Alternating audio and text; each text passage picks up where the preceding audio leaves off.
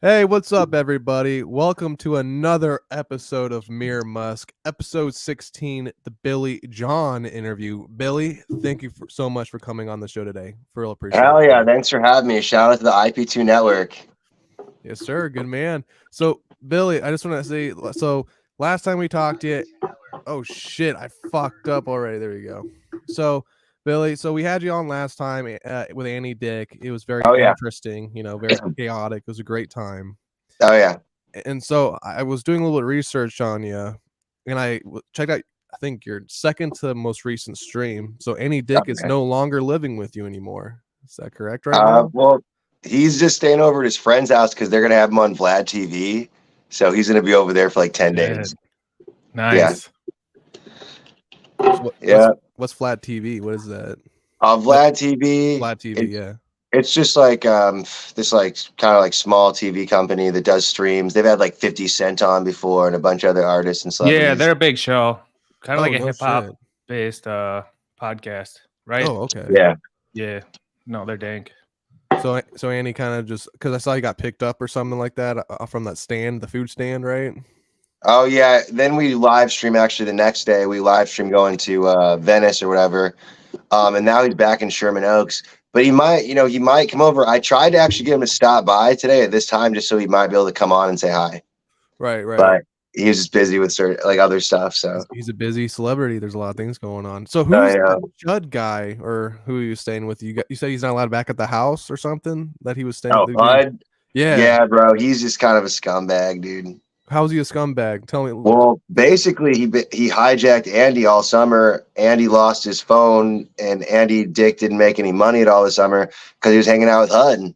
And okay, yeah, so he's just a piece of shit, low key. Then just yeah, he kind of is. This guy lives off of his parents, and he told me that the other day. He's like, "Man, I'm glad when my parents pass away, they're leaving me a huge inheritance." He's like, "If they didn't, I wouldn't know what to do." I'm like, "Oh shit. My god." Okay, so that's him in a nutshell. Shit, how old is this dude? Mid-30s? He's like 27. 27? Oh my god! All right. Yeah, but he's a little crazy because the Vlad TV interview isn't for like another 10 days, but he wants to keep Andy at his house for 10 days, and Andy doesn't really want to be there. So it's just weird. That's kind of weird as fuck. I mean, it is. Yeah. Yeah.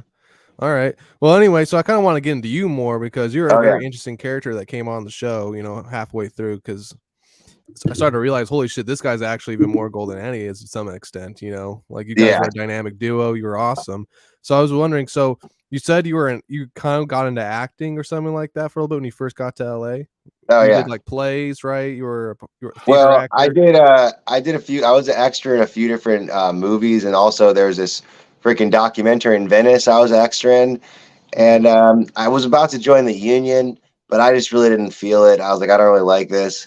And I knew I would make more money going to Northern California and like growing weed and stuff. Right. But I would still be doing like camera work over there at different concerts, like hooking up cameras and other stuff. So I was always doing that kind of stuff. But right when I came back down to LA, that's when I realized I want to live stream versus acting because, acting is like where they tell you where to be, when to be, what to say. And that's cool. But I'd rather just, basically choose where I want to go, say what I want to say, and just do my own thing, So that's why I started live streaming. But, eventually if someone likes my character and they put me in a movie, I wouldn't have a problem with it, Right. How was your experience on those films? Were they kind of more upscale films or the indie films? They're pretty upscale. They were on television and stuff. I thought I had a good time. I actually had gotten a shot that I wasn't supposed to, and it's at the end of one of the movies, but they liked it and they had to leave it in. So I had to sign some extra paperwork. But I'm in one of the main ending shots. I got to find the name of it. But I had a good experience overall. But I was, just came to California and I really, really wanted to be on a movie set. So I was like fresh face, young actor. So I just didn't, everything that back then was fun to me. Gotcha. Okay.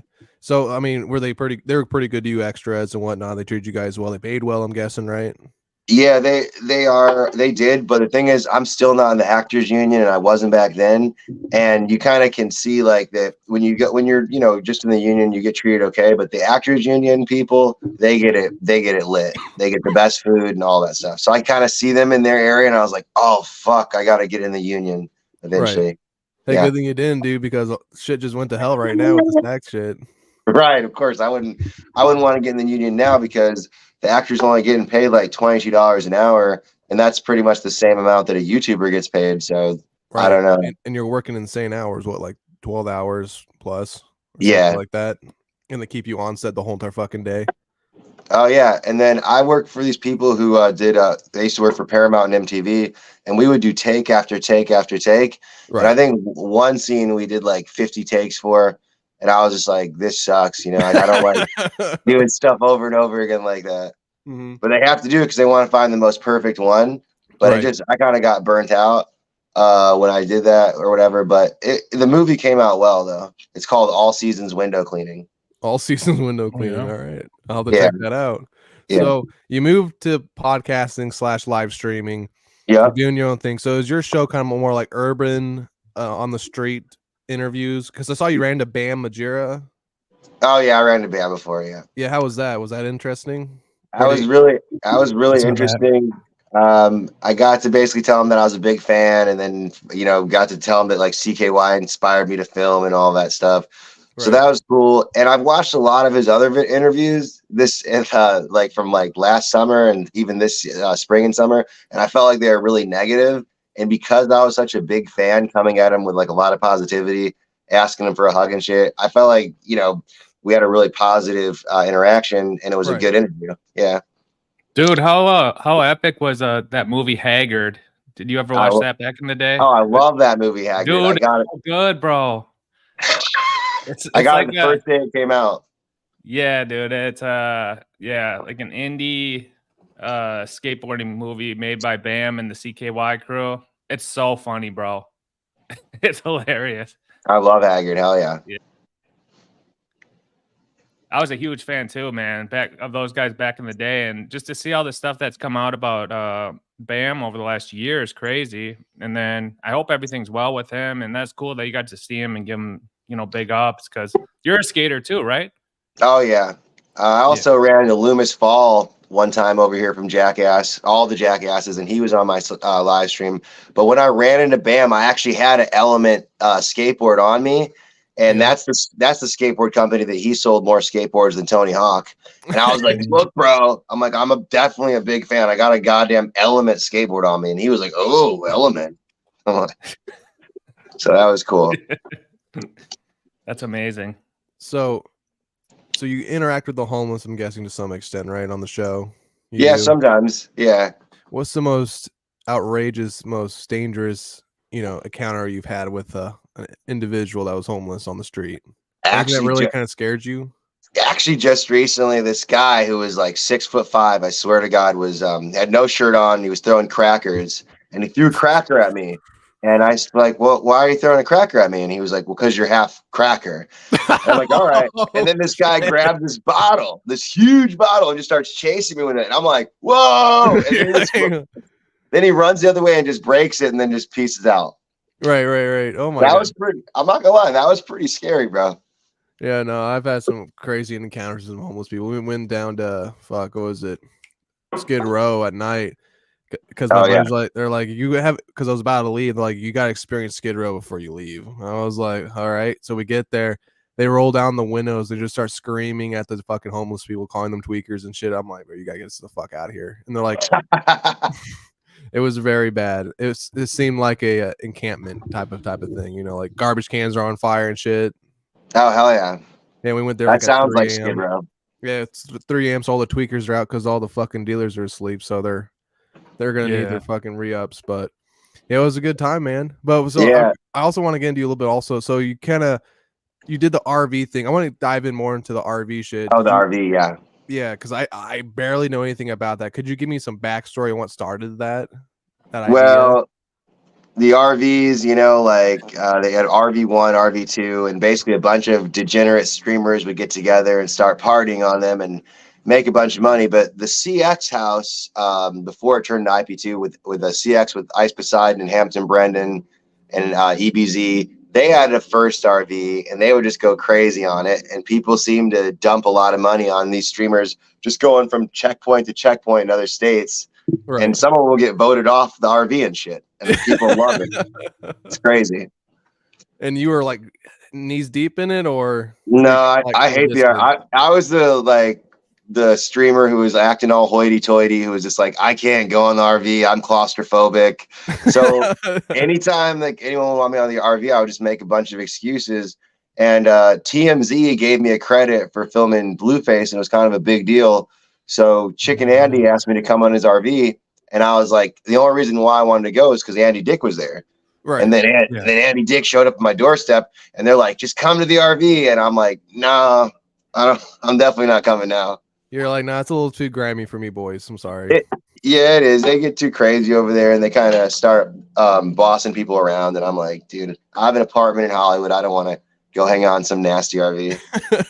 So the RV, what was the downfall of the RV itself? Well, it's just, when you put too many drug addicts together in one RV, like, it's bound to have trouble. Yeah. And that last RV was just crazy because they kicked one of the kids out in Kansas, where he's like, you got to go, bro. And he's out in the middle of Kansas, and I know everyone's mad at him, but I'm like, bro, you're really gonna kick this dude out in Kansas? Like, what the fuck? Oh, I would. Yeah. No mercy. Yo, what happened to Ice Poseidon? Didn't he do a boxing match recently? He a while back with freaking Buckingham, yep. Yeah, Buckingham rocked him out, right? Yeah, he destroyed him. Yeah. Yeah, I was trying to get him on the show, but I don't have any Buckingham, yeah, he's an entertaining dude too. He should probably be pretty easy to get on the show. Yeah.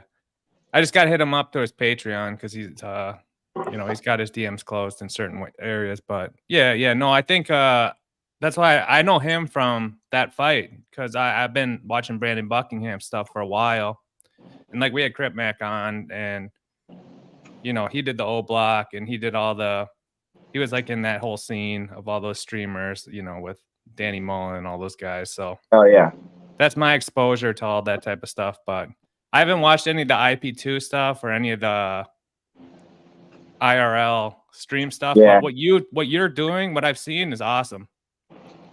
Thanks, bro. I tried to add a little bit of skateboarding in it and stuff. I feel like right now the IP2 network needs to have more like streamers, because there's been a lot of streamers that have been kicked off the network recently. So they've broken like a lot of rules and stuff. So for example, Andy Dick's freaking ex-fiance, Elisa Jordana, she was removed from the network recently. Really? So, yeah, she was. Was it because of her scandalous helper or whatever? Yeah, that's why. Yeah, she got removed. So damn, I mean, she can't control what he does. Everything's tightening, bro. Yeah, that is true. You're right. It's just that freaking she kind of like guilty by association or something. She's guilty by association, but she also kind of like condoned like what he was doing by saying instead of saying like he was wrong, she said, "Oh, he's got a mental illness." And like after that, they just took her off, which is really bad. So I'm not affiliated with her at all. So like I won't even call her phone.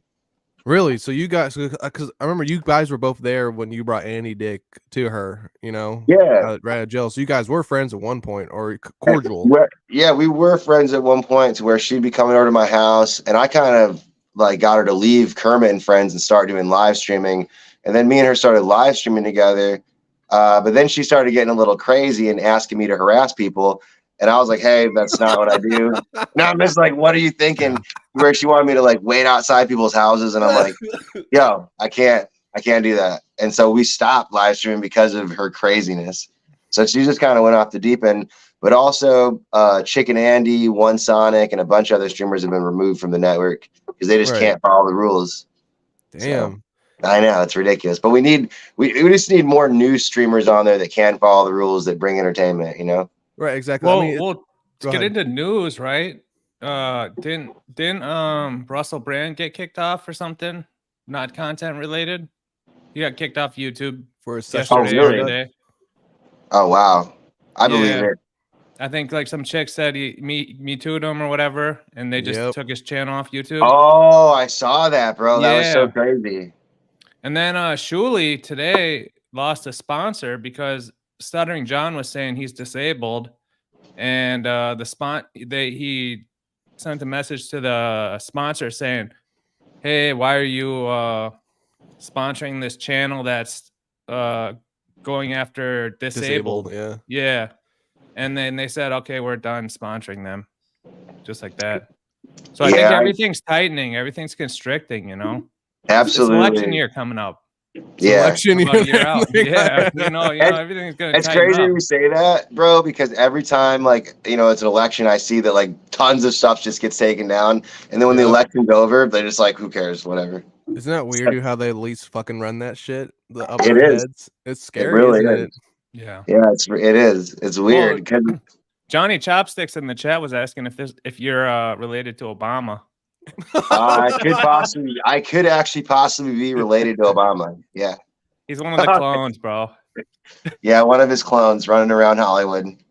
There you go. John called himself disabled, least delusional thing he believes. I love it. But so the RV though falls apart. Where are those guys now? You said most of their podcasts have failed. One guy tried getting into music or something like that last stream we talked with you. Yeah, we were talking about that last night. He's actually buying the songs that he's singing and getting rejected for Captain Content. But Captain the last RV, the last RV scene was crazy because they ended up totaling 3 RVs. So and it was crazy because the first RV I was in, and I'm like, this RV is disgusting. I was only in there for like an hour, and they called me up and they wanted me to come, and I'm like, no way. And that RV got ruined, and it no longer works. But they got all these donations for a new RV that was actually nice, and they totaled that one by basically parking it in a slow lane, and then it got rear-ended and completely totaled. So all that donation money that their fans gave them is gone. So I was like, you guys could have gave that money to me, okay? Right. Because I would still have it. I would have did something cool with it. So that was awesome. That shows you. Andy just freaking called me just now. I wonder what the hell he wants. Yeah, go ahead and call him back. You can get him on if you want. I'll try to get him on here. Well, let me text him real quick. Yeah. Me and Lil Mir can vamp. Yeah, dude. Trying to wake up a little bit here, bro. All right, God, you and your naps, I swear. I didn't get one. I ate. Oh my God. I feel like. But yeah, dude. Dude, what about Chubb, bro? Oh, dude, Chubb's fucked. All right, I'm back. All right, perfect. All right. Yeah. So it's kind of awesome to see because because I'm young. I never really got into any of this shit. IP2, Bamajura, you know, that's a little bit. Oh yeah. You know, so I just started following your channel for the first time. I think today.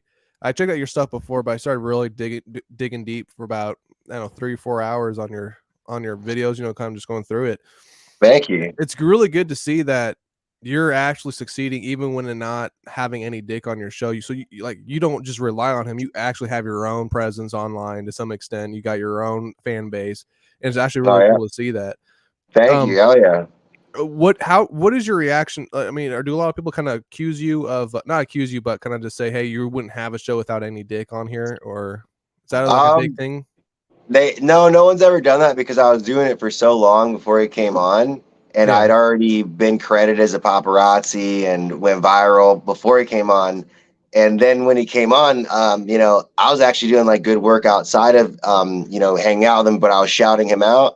For example, I boxed DJ Frost, and that got like over 300,000 views, and I was shouting him out on that. So we would be doing stuff to where he would shout me out and I would shout him out. But sometimes people will be like, Andy made you, but they're kind of just joking. I don't believe that. Yeah, he kind of came on a little bit late, but I'm happy to have him on though. Right. You know? Right. He's along for the train ride, but he wasn't there at the station when he first came out, right? Yeah, I actually just told him to come. I'm like, hey, come over, because he's already wanting to leave that dude's house and come over here. I knew he would, dude, because like 10 fucking days. What? That's some weird shit, man. That is weird. That's weird. He came up to me last night, and he's like, hey, man, I got to keep Andy for 10 days. Okay, he'll be back after the interview. I'm like, that's kind of a weird request. Like his wife's coming to visit him this weekend, so whatever. No, it's like even if you're bisexual like Andy is, I mean, 10 days. Come on, man. Yeah, bro, that's a little too much. And I actually just bought him like a mattress or whatever, a blow-up mattress. So it's like the day that it gets here, he's gone. I'm like, all right, cool. So I actually want to get a little controversial with you here, though. Oh yeah, because I think you're an open book for the most part, which I can tell from your vibe. Oh yeah. So I've heard I've seen allegations of people saying you're abusing Andy to some aspect. Oh yeah. Like you're too short with him or whatnot. You're kind of mean towards him. Is it just like a built up like, hey, and it's good at first having Andy, but he's so chaotic. You kind of get angry after a while. It's like a dog who keeps shitting on the floor. You're like, dude. Basically, after a while, you gotta fucking hit it on its nose. You're like, what the fuck are you doing? From this summer to last summer, like he's gotten worse. But like, I tried to show him tough love a little bit last summer, and I didn't really, and he got arrested, and I felt like, okay, I got to be a little harder on him. But this time when he came over, bro, he's got a problem to where he keeps on pissing on shit. I don't know if it's on purpose when he's drunk, but like, shit, yeah. That's why I really got mad. That's why. That's been the thing to where he's ruined so many things from pissing on it, and his family's not really trying to take him to the doctor. And his wife's like, I don't know if like what's going on with her, if she's getting evicted or what. So she might be getting evicted because of him. I'm not sure. Slavic chick? No, this is his actual real wife. Oh, okay. The one you called, right? Yeah, is that the one I called? Yeah, the one you called. Yeah. Yeah. All right. So you're not abusing him, which is good to know. I just want to make sure that. Oh yeah. Because someone sent me a clip of you guys right after our show. You had him on right after our show, and they're like, "Oh, see, he's abusing." I'm like, I need some more content before I get a position on it. So thank you for telling me that. From the horse's mouth. I like that stream that you did after our stream because it was like a couple hours later, and it showed like he kind of like came to it and was fine. He wasn't dead. Like because people are saying, "Oh, dude, you guys killed him." On your stream, it's like, dude, that was he honestly, bro. Hopefully he'll come back on your guys' thing and do a little bit better. No, he was awesome. He killed it. People we were lauded as from a guy, Big Black, who was a famous guest on Howard Stern. He's like a 180 IQ genius who used to go on Howard Stern. But he's like a street black dude, and he said our interview with Andy Dick was the best thing he's seen in 20 years. Wow, hell yeah! Lil Mir is like OG Howard Stern, bro. That's awesome. Like another OG Howard Stern person said that, and I was like, I mean, it was pretty crazy. It was entertaining too. I think we all did a good job. I like that. He was good at grabbing you. But anyway, so I want to get more into you though a little bit here. Okay. So you're doing your podcast. Do you have any like present or future endeavors to push your podcast possibly to the next stage, or is it just like consistency with you with the same thing? Well, what I want to do is I'm trying to buy land in Southern California, and I want to basically start filming more of me developing land and just doing things because I feel like a lot of streamers rely on just streaming for income, and I feel like that's a mistake. I feel like live streaming is more for branding yourself, and you can basically fit your live stream around a career. So I'm trying to head more towards my career into like developing land and stuff and growing marijuana and stuff, and then filming that. Because I used to be a pot grower for a long time. Okay, cultivator. How'd you get into that? Did you just kind of interest you at the bat, or you kind of fell into it? Well, basically, like when I was really young, I started like basically growing in the area I lived in. My family had like their medical license like really early on, so I knew about like cultivation. So I moved up to Humboldt County in like 2010 and got like a farm job. And, I had tons and tons of jobs just like working with weed until I started my own grow. And ever since then, I've been like, engulfed in the weed industry. But when Andy first came over like a year and a half ago, I probably had like 30 pounds from my collective over here that were just kind of like just bud they didn't want. And Andy was like, "Can I have some pot?" And I was just like, "Yeah, bro, here's a quarter pound." Right. And so he was super happy. But this year I'm not working for the same place, so I don't have like a ton of pot here, and he thinks it's like that. I'm like, it's not like that, bro. Right. No. So I do want to ask you another question here. So we had Milk 74 on. That's his name, correct, Dr. Chow? Yeah, it's Milk. We had Milk 74. Have you seen that dude before, Billy John? I haven't. He's big on YouTube. Okay. Yeah, go with your question, Mir. Yeah. So we had Milk 74 on. We were talking to him about weed, and he buys it recreationally now from a dispensary. And he was talking about how weed is so much more potent now than it used to be back maybe a decade ago. and whatnot. Oh, if you can reword it better, Dr. Chow, maybe. Yeah, no, I don't think he was really saying saying that. Like he's a conspiracy minded. He's a Hoover Street Crip from back in the day, and he's a streamer. He's in that like whole Crip Mac game of like beefing on Clubhouse, talking shit about gang beefs and all that type of shit. But he's a white guy. But I asked him what he liked. He said he liked the indica, but he was talking about the dispensaries, and he thinks they're spraying it, and I've heard that too. On the government. Yeah. Have you ever did he bring up AE 2233? No, and you should and get into it. That is a conspiracy chemical compound that people believe that have been being sprayed on weed for a long time. And look it up. It's called AE 2233. And it's basically synthesized THC. Yeah. And it supposedly makes people like docile or something. And I'm just okay. And I'm like smoking weed and shit, reading this. And I'm like laying there. I'm like, what? It makes people docile. Well, I had some dispensary. God damn it, they got me again. They got me. It's upstairs right now, but I had some dispensary weed, and it had all the like nutrition facts on the back with like the THC content. And now they're doing Delta 8 and Delta 9. They're putting like 0.05% Delta 8 in like just regular herb. And I'm like, okay, well, like what, like that the whole thing's weird with the Delta 8, the Delta 9. It is weird, yeah. You don't like Delta 8? The hybrids. No, I do, but I understand what he's saying too. It's just like they're trying to like put extract in it to like make it more potent. And I have seen some places do that. So I get it. But I do like Delta 8 and 9 though. No, is that stuff all right? Yeah. Yeah, it's good shit. Yeah, I smoke Delta 8 once in a while. That's just gets me fried, but I'm not high for hours or whatnot. I'm kind of just fried for like maybe 30 minutes, 40 minutes, and I'm good to go. Like, right. It's a quicker come down. But like he was talking about conspiracy theories and how the government is behind it all, because once the government gets involved in things, they start implementing, their own take on it, and it has been proven a lot more in males have been having psychosis attack with smoking weed recently, since it's been actually recreational, since legalized. I mean, do you think that might have something to do with it, or do you think it's just maybe maybe they're spraying it with a bunch of industrial crap and like it's giving people problems, Go ahead.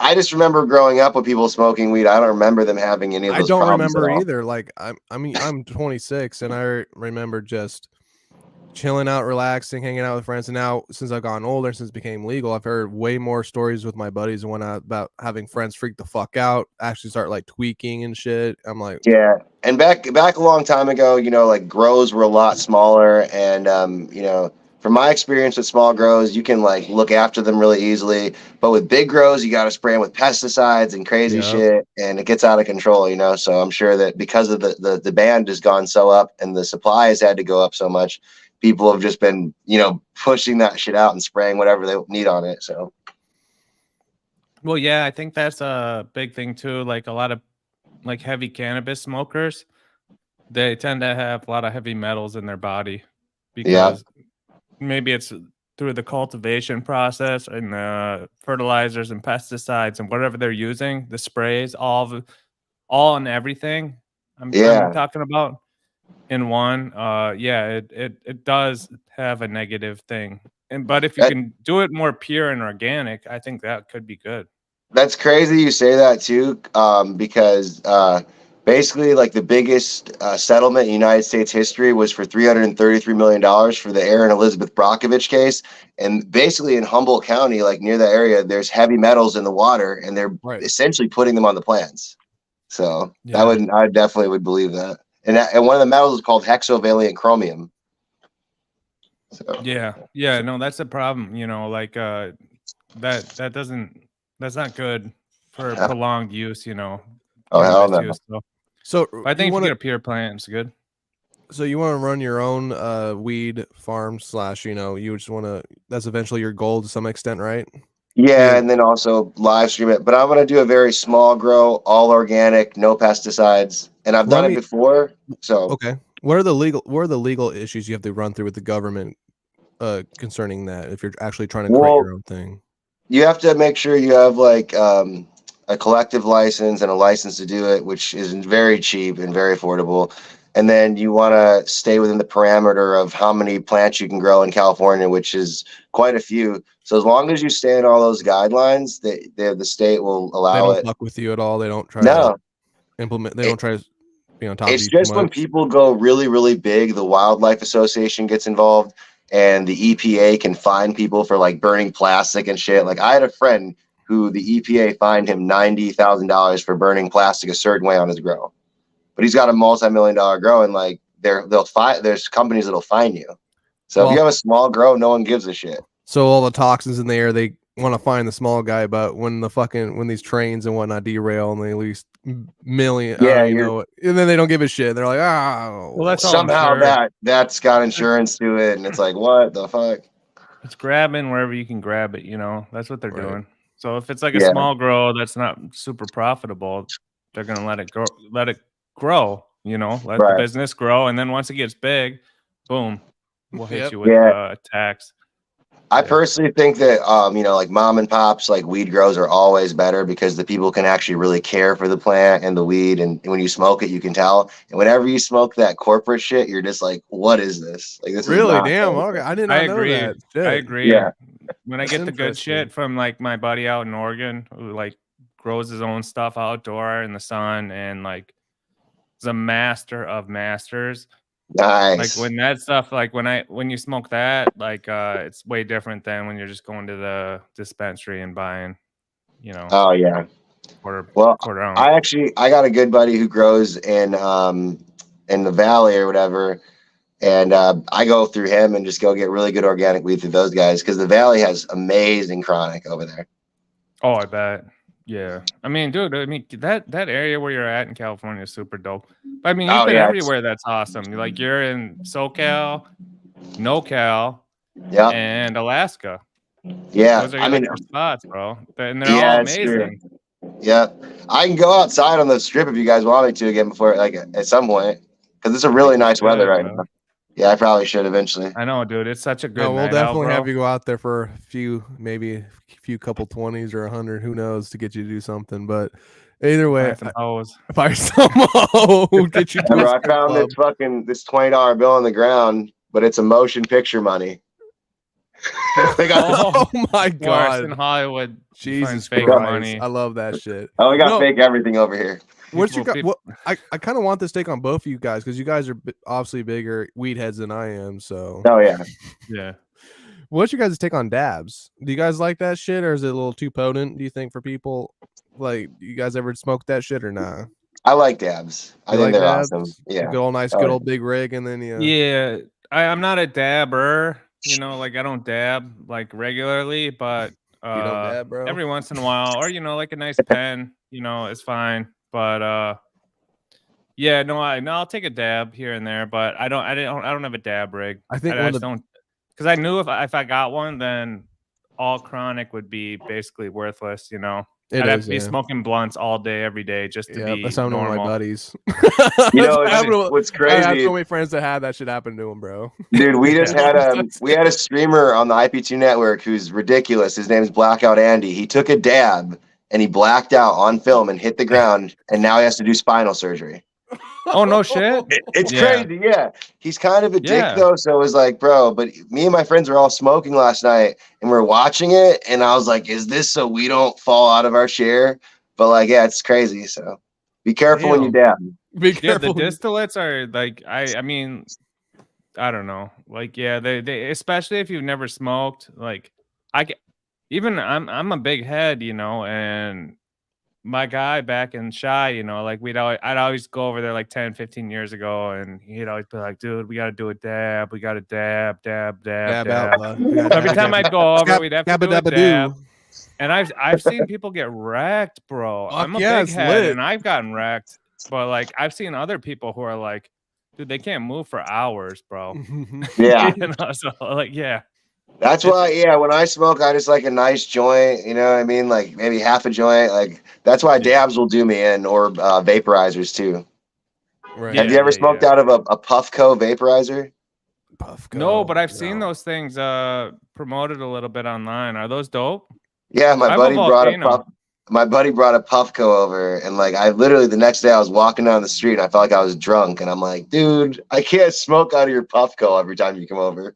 Because those things are serious. It's like a $700 vaporizer that changes colors as you're hitting it. It's got like a little light. It's retarded, dude. Little LED light or something I like bought that. all that shit over the years, bro. I used to have like one of those PAX vaporizers where it's like you load up the chamber. It does a no-cal invention, you know.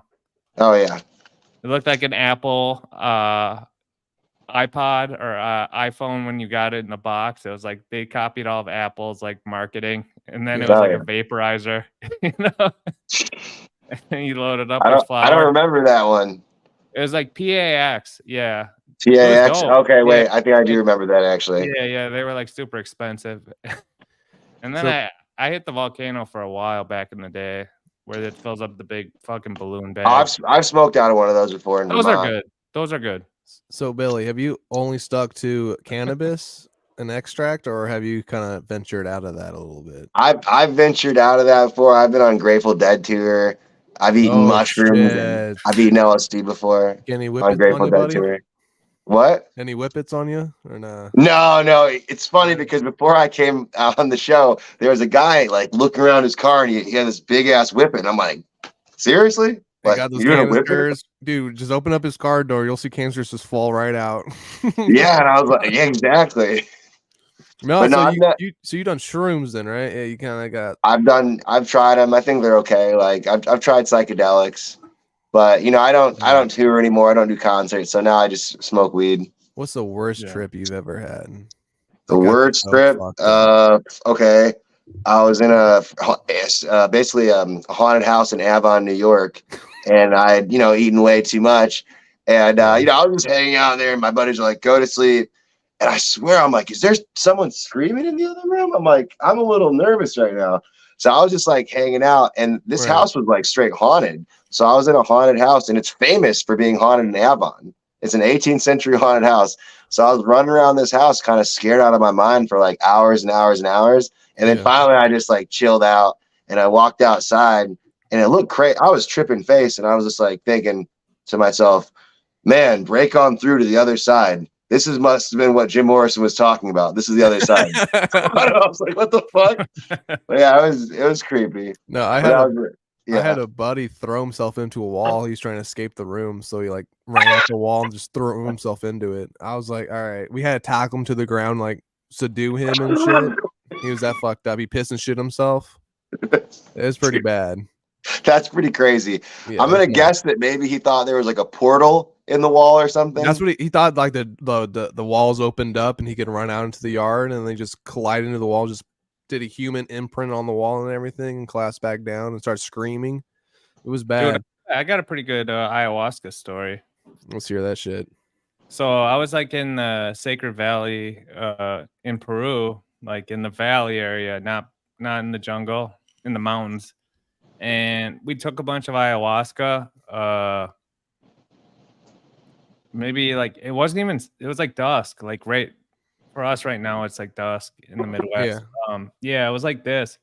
And it was like 15-20 minutes into the trip, maybe like a half hour in. I had to like step out of the ceremony room or whatever. And I looked around. I went outside and I saw, dude, literally like a matrix grid all over everywhere. I wasn't like tripping hard because like this trip went crazy. I almost died basically, but like this was like early into it, you know. So like I was like right when I went outside, I saw these like floating like globular balls that would like kind of move with your head. Like they weren't like stationary, they were like active, you know. Yeah. In the environment. And it was basically like a dot grid matrix of Earth.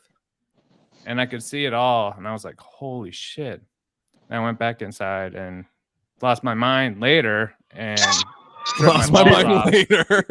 You know, very hard. But dude, when I did that, I was like, holy shit, dude. We might be living in a matrix, bro. I mean, I got that tatted on me, man. Yeah, and this is like tatted on over 10 years ago, bro. No, I mean, what is your guys' viewpoint on downers, though? Honestly, Oh man, I love hate downers. I downers, love bro. downers, dude. Oh, do Downers. you? When you drink alcohol and you take a good fucking fat downer, dude, a good Xanax, nice full bill, bro. You fucking just chill out. You Nah. just relax. You just fucking just sink into your seat. You feel like God is holding your shoulders down. Dude, it's just one of the best feelings I've ever felt in my life. I'm not gonna cap. I don't do it recreationally, but when you can't pop one just to experience it. Okay. And make sure you drink a lot when you do it. I don't know, bro. Yeah, go ahead, Billy. So I have a lot of friends who are into downers, and I actually have friends who do like construction mechanic work, and like they'll do downers and sit there and fucking fix something for like 10 hours and be like, just like working on it. I'm like, holy shit. And it's funny because if you don't give them the downer, they'll be like work on it for 5 minutes and be like, fuck this shit. And you're like, whoa. Dude. So some people, I guess, that really downers can do incredible, extraordinary things for them, you know? No, like where other people, yeah. Like I love weed, but weed gives me anxiety. I got diagnosed with chronic anxiety disorder, some crazy shit like that. I don't know. I think it's my grandpa had it, killed himself over it. But my dad also has it. I have it, apparently, whatever they said, because I had like a fucking heart attack, I thought, but I wasn't. But we got one fan, by the way. Good. I always love the one fan in there that's not trolling. It's always good to have. Well, he's begging to know what the best type of poppers are. Oh, all right. Yeah. What's the best popper? You guys answer first. What's the best popper in your opinion? I don't know. Bass poppers? Bass schizo? Yeah, they're all good, bro. I don't know.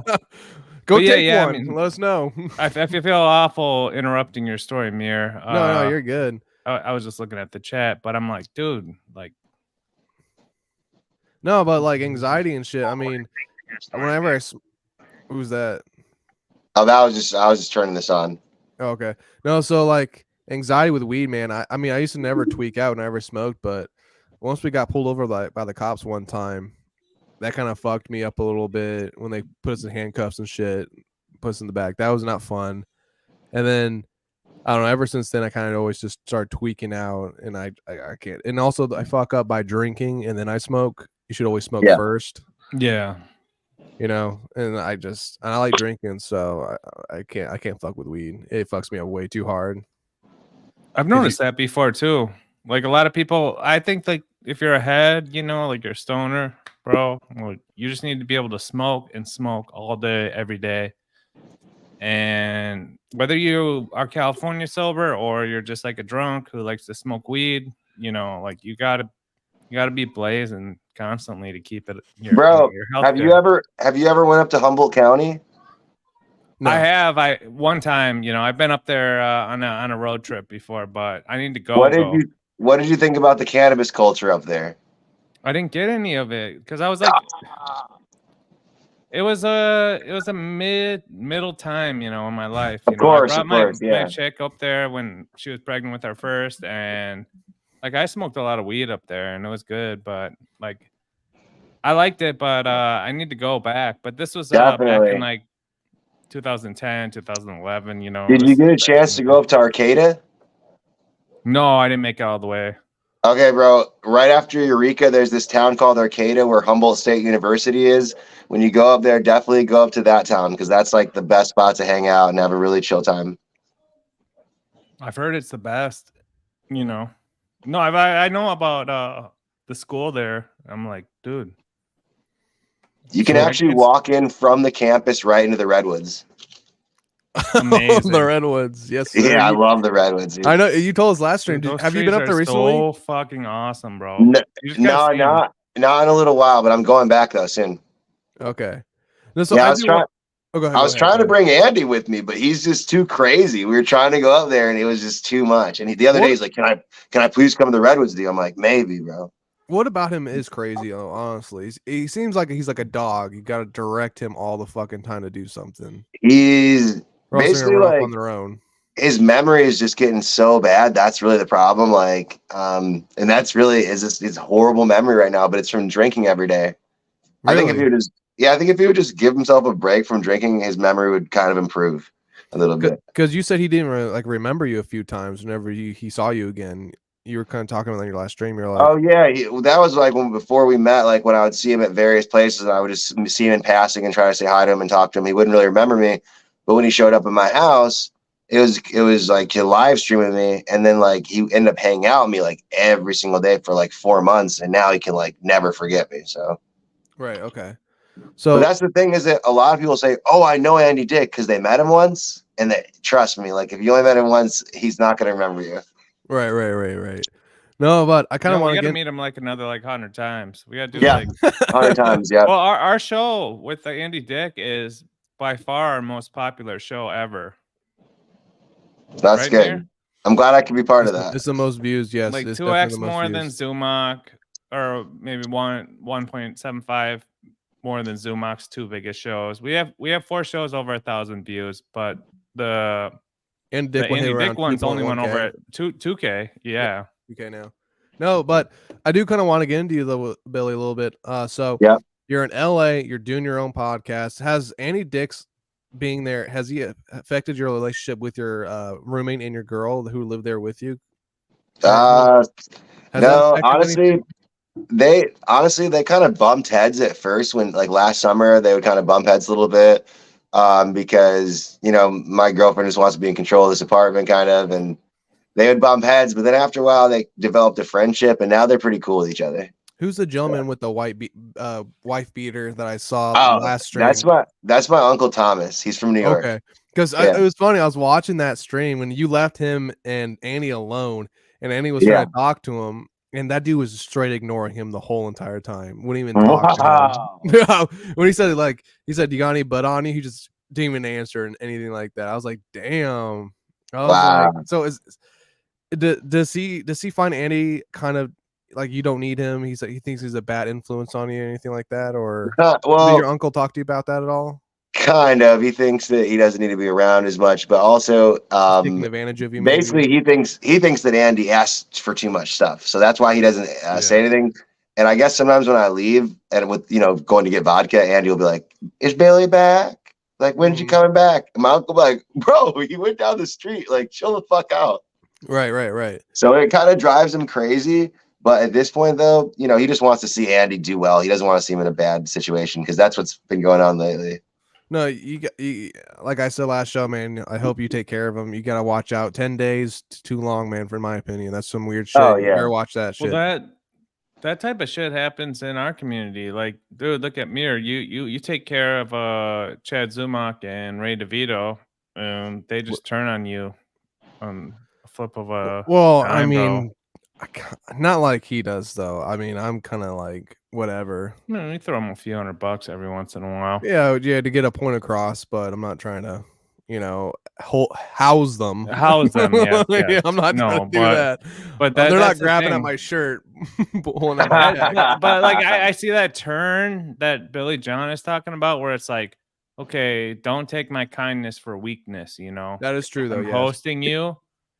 I'm buying you whatever. I'm hooking you up with quarter pounds of the dankest chronic of all time. And I'm getting you gigs, basically. You are, aren't you his manager? Yeah, he said that the other night. He's like, I'm having him manage me, and he said that like on live. But yeah, since last summer, I'm good at getting him to his gigs and having him make money, and his family knows that. So his wife said, "Hey, I prefer for him to be hanging out with you." But right now, bro, within the last few days, I think he probably missed out on like $700 just by drinking and not doing the shout outs. Yeah, because they expire over time, and he just lets them expire because he's just too drunk. So. Like when I got him to come on your show, I had to like get him ready, bro. Like I had to like prop him up in the chair. I'm like, "Here's your vodka." I had to like straight get him ready for it and like remind him over and over again, "You're going on a show now, bro." But yeah, oh my God. He performs but it's weird though but also as a mess, But like that's indicative of like his state of mind now. So we all got to pray for him. We got to hope he's doing well. Because absolutely. He's a legend. He really is. And every time he's on a show, he's entertaining. But like this where he's going, messing around with all this shit, it's like kind of mid, Billy, will you be there to pick up the pieces once he comes back to you? You know? Oh yeah, bro. So you always will be there for him. I'm I'll always it. be there for him because I cannot stand to see him like wearing dirty clothes and looking haggard. And the moment I call up his wife, she'll come over and help me too. She'll go get him like a haircut or something, and we'll go get him all new stuff because he just doesn't deserve to be like that. And like I've always cared Do you about him deserve before I that even knew though? him. Do you Huh? deserve he's your friend, correct? Yeah, he is. So why would you put your friends in that position? You're absolutely right. And honestly, I just think that growing up, I was just way too big of an Andy Dick fan, and that kind of overtook everything when he came over, like especially my judgment. Yeah. And I had talked to him about it. I told him, "Hey, bro, I was such a big fan that I was doing whatever you said, and I feel bad because I was just feeding you a lot You're of vodka." enabling. You're a yes Yeah, man. so that had changed a lot. So as when he first came over, I didn't know how big his problem was. So I had $600 worth of vodka sitting on my table, and I'm like, "Yay, Andy Dick's here. Let's do podcasts all Let's summer." fucking party. Let's go. Let's have fun. Yeah. But then, it turned into like him on the ground, and I'm like, "What the hell's wrong?" And he's just like puking, and I'm like, "Okay, you can't. We're cutting you off a little bit." So we did, and that's been a thing too, to where I cut him off a lot, and he's just like, "Wow, bro, you barely give me any alcohol anymore." I'm like, "Yeah, fuck Damn. you." So you're regulating it, and then I mean he considers you a friend now and everything like that. So at some point in time, he's got to come to the sense that you know what, I shouldn't be doing my friend like this who actually cares about me, who's taking care of me. I can't do him dirty like this. Do you think he'll come? Absolutely. Do you think he'll come to that, or do you think he's just so broken and so Yeah, not I think broken, but he's just so like on his own I think shit? he is too out of it right now to do that. But I think if he were to get a little better, he would realize that. But right now, he is too out of it to comprehend. Oh, I'm fucking over Billy whenever I do this. So. But here's the problem: like once he does get right, he's not gonna like want to go back and relive any of his experiences and Oh yeah. seeing that you were like a true ally, you know. Oh yeah.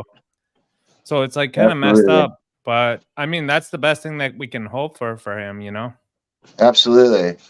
Well, he's probably gonna come over today, and I'm just gonna give him like give him his mattress and like some food and maybe whatever else, and just kind of have a talk with him because his family's talking about putting him in treatment right now, and they're pretty serious about it, and he's agreed to do it. So they want me to talk to him tonight, so I'm gonna have a talk with him about that. Dope. Yeah, Yeah, You gotta yeah. keep it 100%. I mean, with he's the been man. many times, but he's heard. I guarantee he's heard all the 12 step shit like a million times, you know. Yeah. But at the same time, like he just needs to go chill.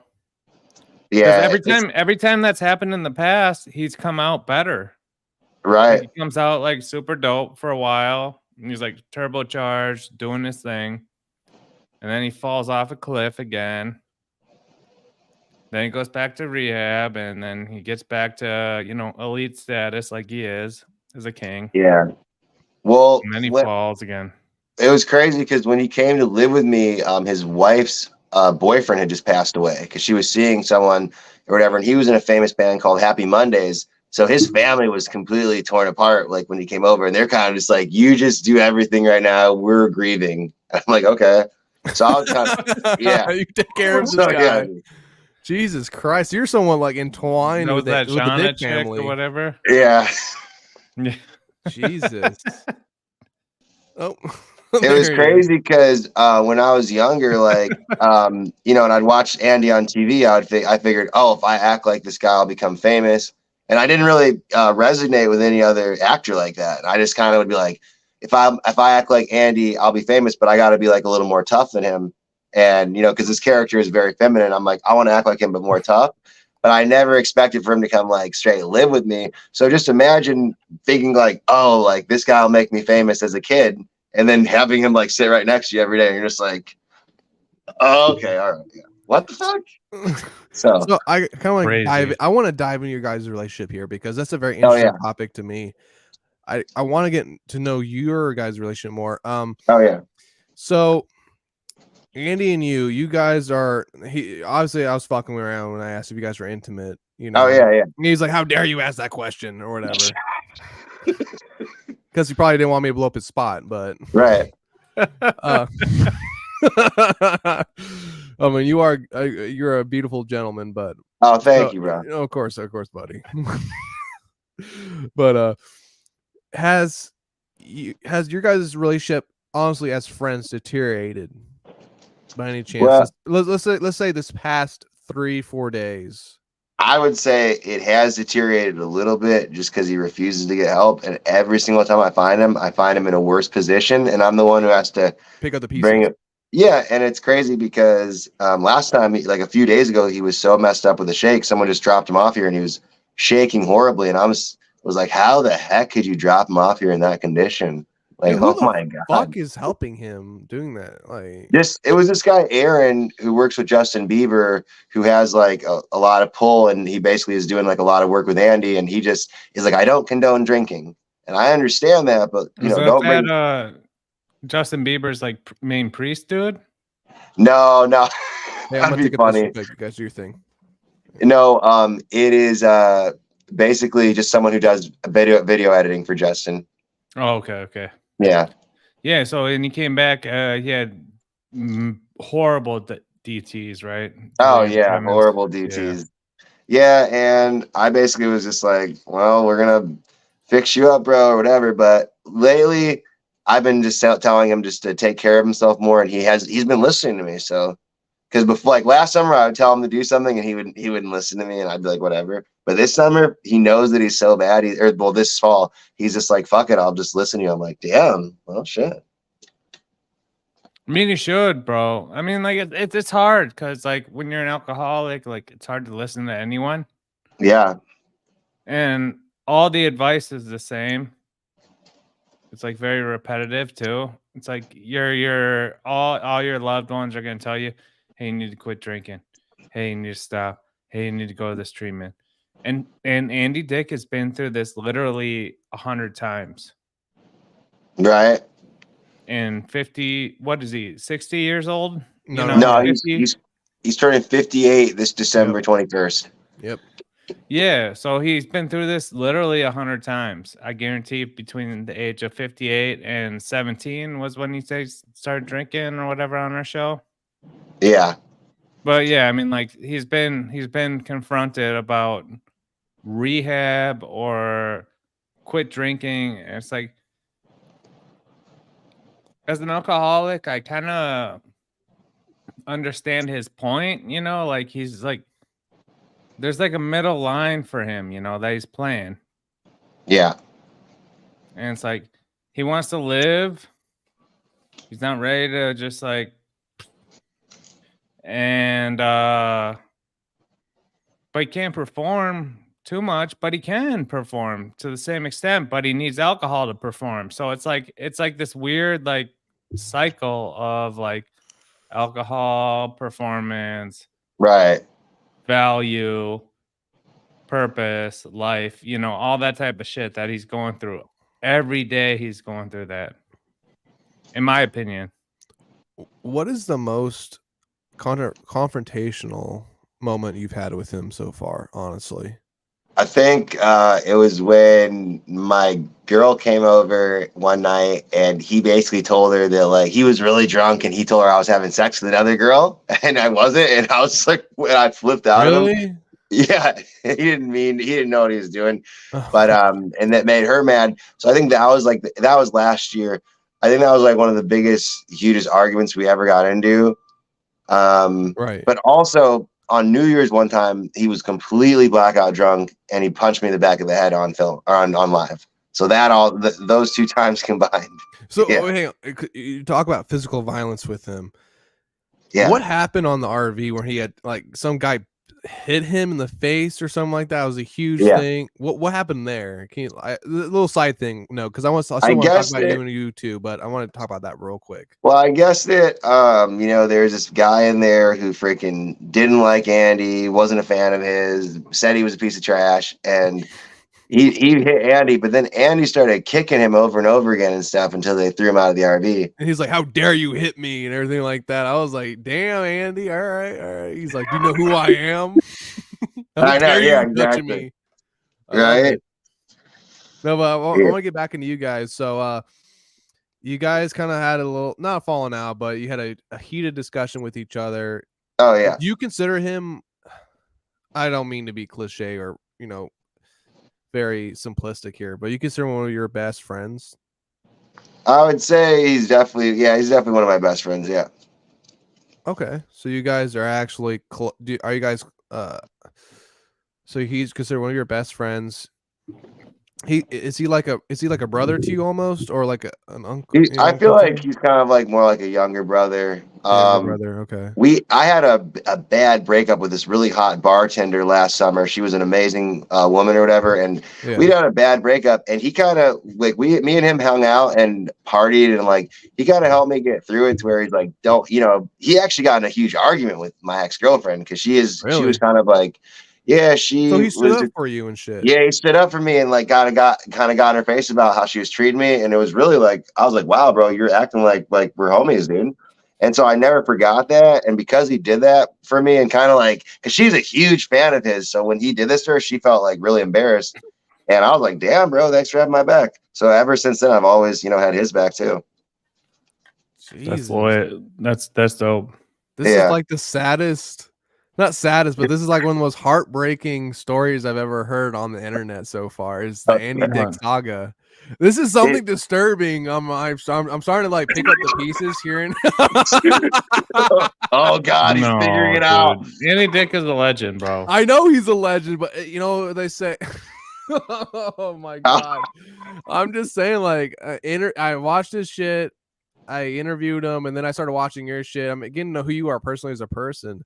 This breaks my heart. This is like it's not a soap opera, but fuck, man, this is something that's actually really kind of like tugging at my heartstrings here, because you guys are such a great dynamic duo, and you guys are basically best friends, which you confirmed. You consider him like a younger brother, so there's some relationship ties there that you can't ignore. Yeah. And then he goes off with this tweaker dude for 10 days. He's already not begging, but he's asking you, please, can I come back? I need to come back.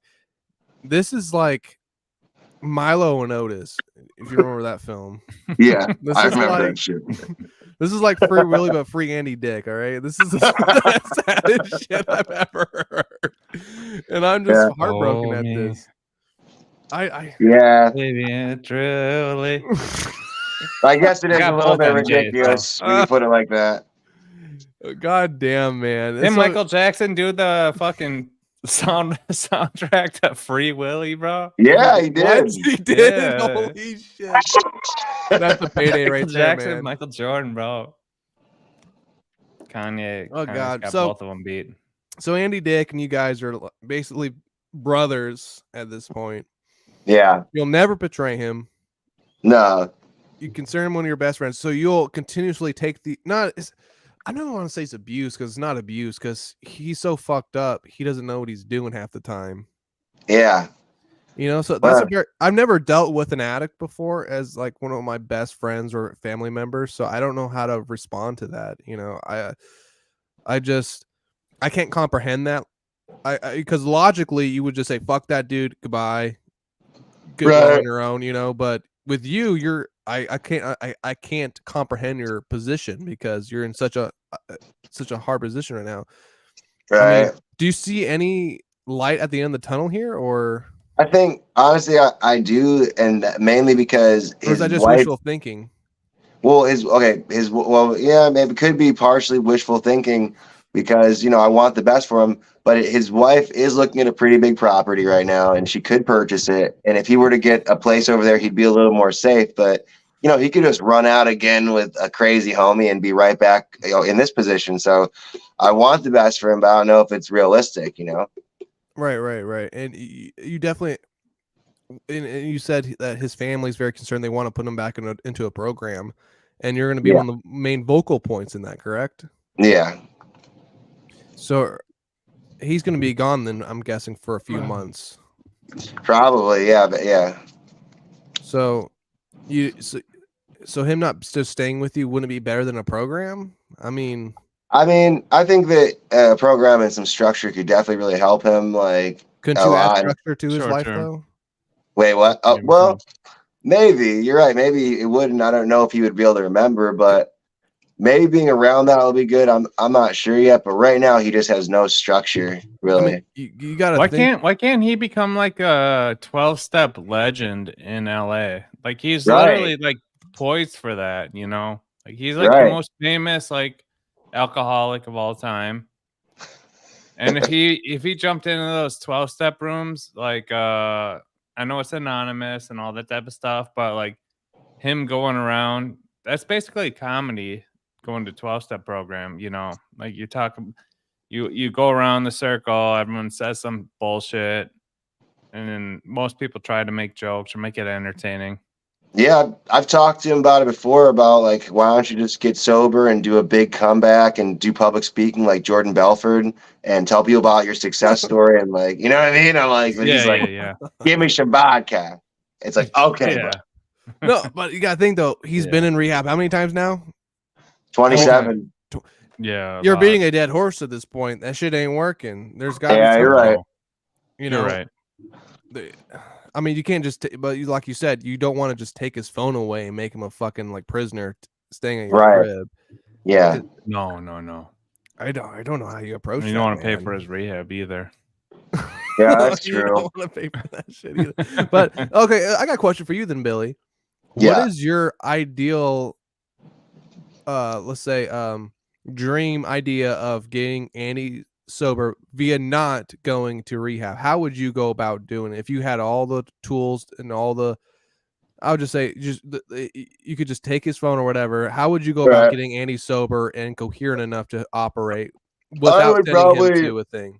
I'd bring him to like a wildlife area that was secluded, that was like really nice, because he likes outdoor activities like fishing and hiking and other things, and he'll forget about using sometimes when other things are so exciting. Like, you know, if I was like, we're going fishing today and all this other stuff.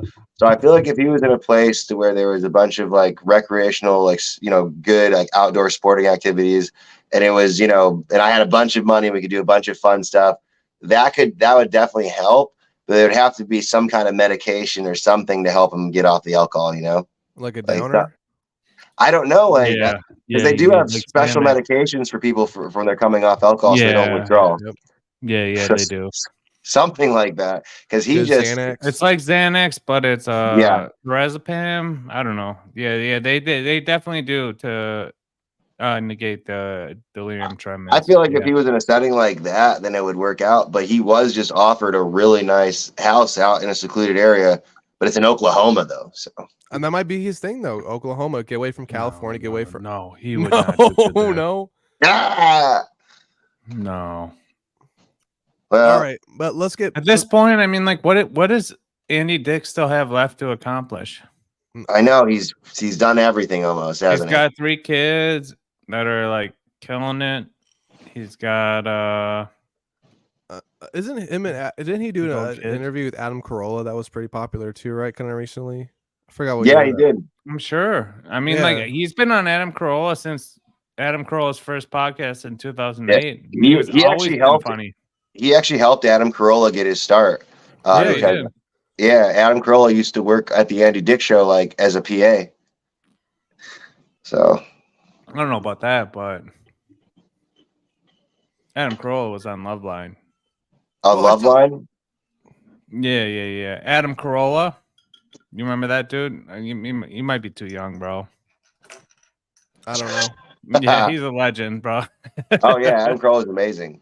Yeah. No. He went from what happened with Adam was he was doing a show on K-Rock out in LA.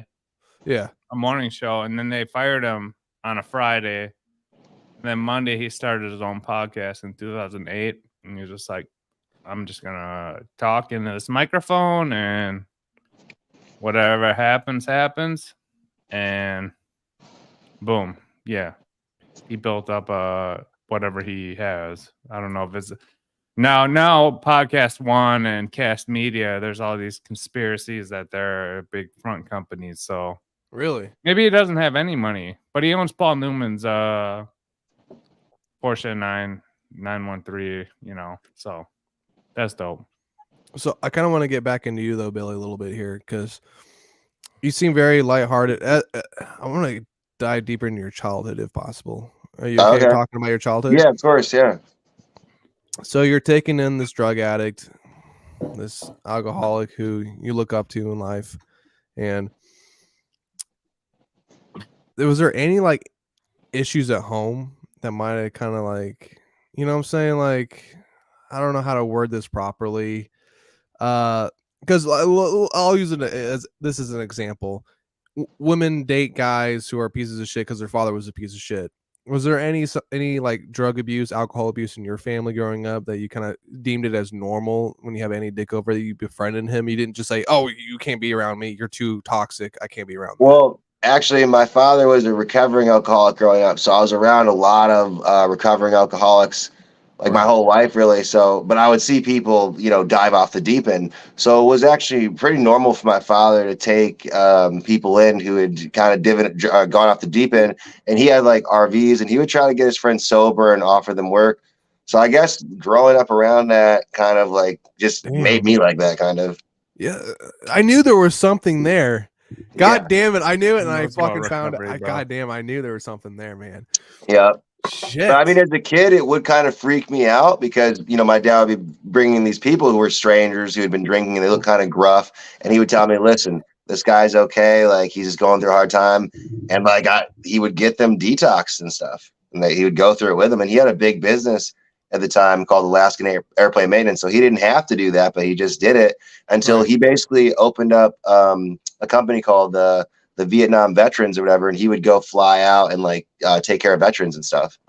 No shit. Okay. Yeah. So, did you guys have a lot of veterans with a lot of issues coming through and whatnot to these? Oh my God, yeah, a lot at that time because we were up in Alaska, so he would be seeing tons of veterans. Really? Okay. Uh-huh. What are you sipping on right now? What is that? This right here, this is a purely Sedona artesian spring water from Arizona. Oh, Bro, shit, okay. these are fucking incredible. I thought that was wine. I was like, Jesus Christ. Oh hell no. Honestly, bro, I haven't been able to drink because of Andy. Like one of the times we got drunk, it was really hot out, and I'm just like, dude, I'm not feeling this, bro. So I haven't drank since then. Yeah, it's Really? been like Damn. about, Okay. You're a weed smoker. Weed smokers usually don't drink, right? yeah, Once you get high, you're like, I can barely down this. I need water. yeah. But okay, Oh, yeah. so you grew up in a family. You grew up around drunkards to the extent like rehab. Oh So yeah. this is nothing new to you. So that makes more sense to me. Okay, gotcha. So you grew up in that lifestyle, being around those type of people. You see any dick, and you're trying to implement what your father built, either just good human decency of taking care of the broken. Yeah. Well, and then also I didn't know the situation was that bad. And I don't know if I told you this, but it almost reminded me of the beginning of the movie Big Daddy when they dropped that little kid off to Adam Sandler. Because when Andy came over, he had a goddamn paper bag full of all of his belongings. And they had like a little list and like, hey, if it doesn't work out, call this person or that person. And I'm like, are you guys just gonna leave him here? Like, okay. Yeah, Scuba Steve chilling right next to him and everything. Oh yeah. And I gave him, I'm like, do you need a backpack? And he's like, yeah. So I gave him a backpack and I'm like, you need some clothes? And he did. And it was funny because this is what really made us good friends is I pull out this Jaws shirt. I'm like, you want Steven Spielberg's Jaws shirt? And he's like, bro, that was my first PG movie I ever watched. And I was like, fuck, bro. So then I realized something that'll make him feel better is I have a friend who makes t-shirts and he makes all these motion pictures or whatever. So I would just bring him back a new t-shirt with his favorite movie on it every day. And he loved it. And I did that for like a fucking week or two until he had a whole new fucking wardrobe with all of his favorite movies on it. You're That's a saint. super generous. You're a saint. Thanks. You're a saint, man. Well, thank you. You're a saint. God I damn appreciate it, it. We had fun and it made a good content and like, you know what I mean? Like he's wearing like 5 different fucking kinds of Jaws shirts by then. So yeah, but at the end of the day, it's not derogatory content or just shitting on him like how I was kind of telling him. You're actually a true friend. And that's like the greatest content you could have is just hanging out with your buddies, just having a great time because people start to watch that and enjoy that. That's I agree. Yep. Your girlfriend should be very lucky she has you. Oh yeah, she's a lucky girl, right? Instead of the mythical woman that Andy Dick was talking about. But anyway, so you grew up with all that bullshit. You got Andy Dick chilling here. So has your father? Because how old were you when this shit was happening with your father with all these drunkards? Probably like freaking from the ages of like 8 to 15. Okay, so you have a pretty good memory of it then. Oh yeah. Okay, so have you ever seen your dad at one point in time actually just say to the person, "This is not working out. You gotta go. You're too toxic. Actually, I can't help you at this point. You gotta go." Have you ever No, seen that? but one time though, he was trying really hard to get this guy who was schizophrenic better, and it wasn't working out that well. But he did. They did part ways. But before they parted ways, my dad sold him an extremely cheap vehicle, tried to help him out the best he could, and was just like saying, "Hey, this guy's schizophrenic. I did all I can." But it was for a very long time. But he did it in the best way I think he could. But that was the only time. Yeah, The mental Billy illness John's was dad too is crazy. noble as hell, bro. I know some. I'm just trying to get this from him. Super Like, noble. That's why he's so my- like blessed and gifted, you know. My dad It's actually true. got an award from Sarah Palin before for veterans advocacy. No shit. Yeah, I swear to God. Yep. Dang, bro. See, it's so amazing to watch, because I hear all these shit stories about fucking, oh, my dad, my mom, they fucked me over, they did this, and they caused me to be this way. Right. It's finally good to see, in my eyes, someone who's actually was able to not be taught, but just watch their parents do something amazing with their lives, and you are just continuing that in your own father's footsteps to some extent, and it's honorable, sir. For real, it is very honorable. You, bro. It is. I appreciate that. You're an amazing individual. It's the weirdest thing too. Thank you. I mean, like, just like getting into the recovery business, or I know he was in AA, like he was doing it anonymously and helping people out of purity of his soul, but like to focus all of your energy into like your biggest crutch, I guess. Like, I assume he suffered at one point. Yeah, he said he was a recovering alcoholic, right? So he's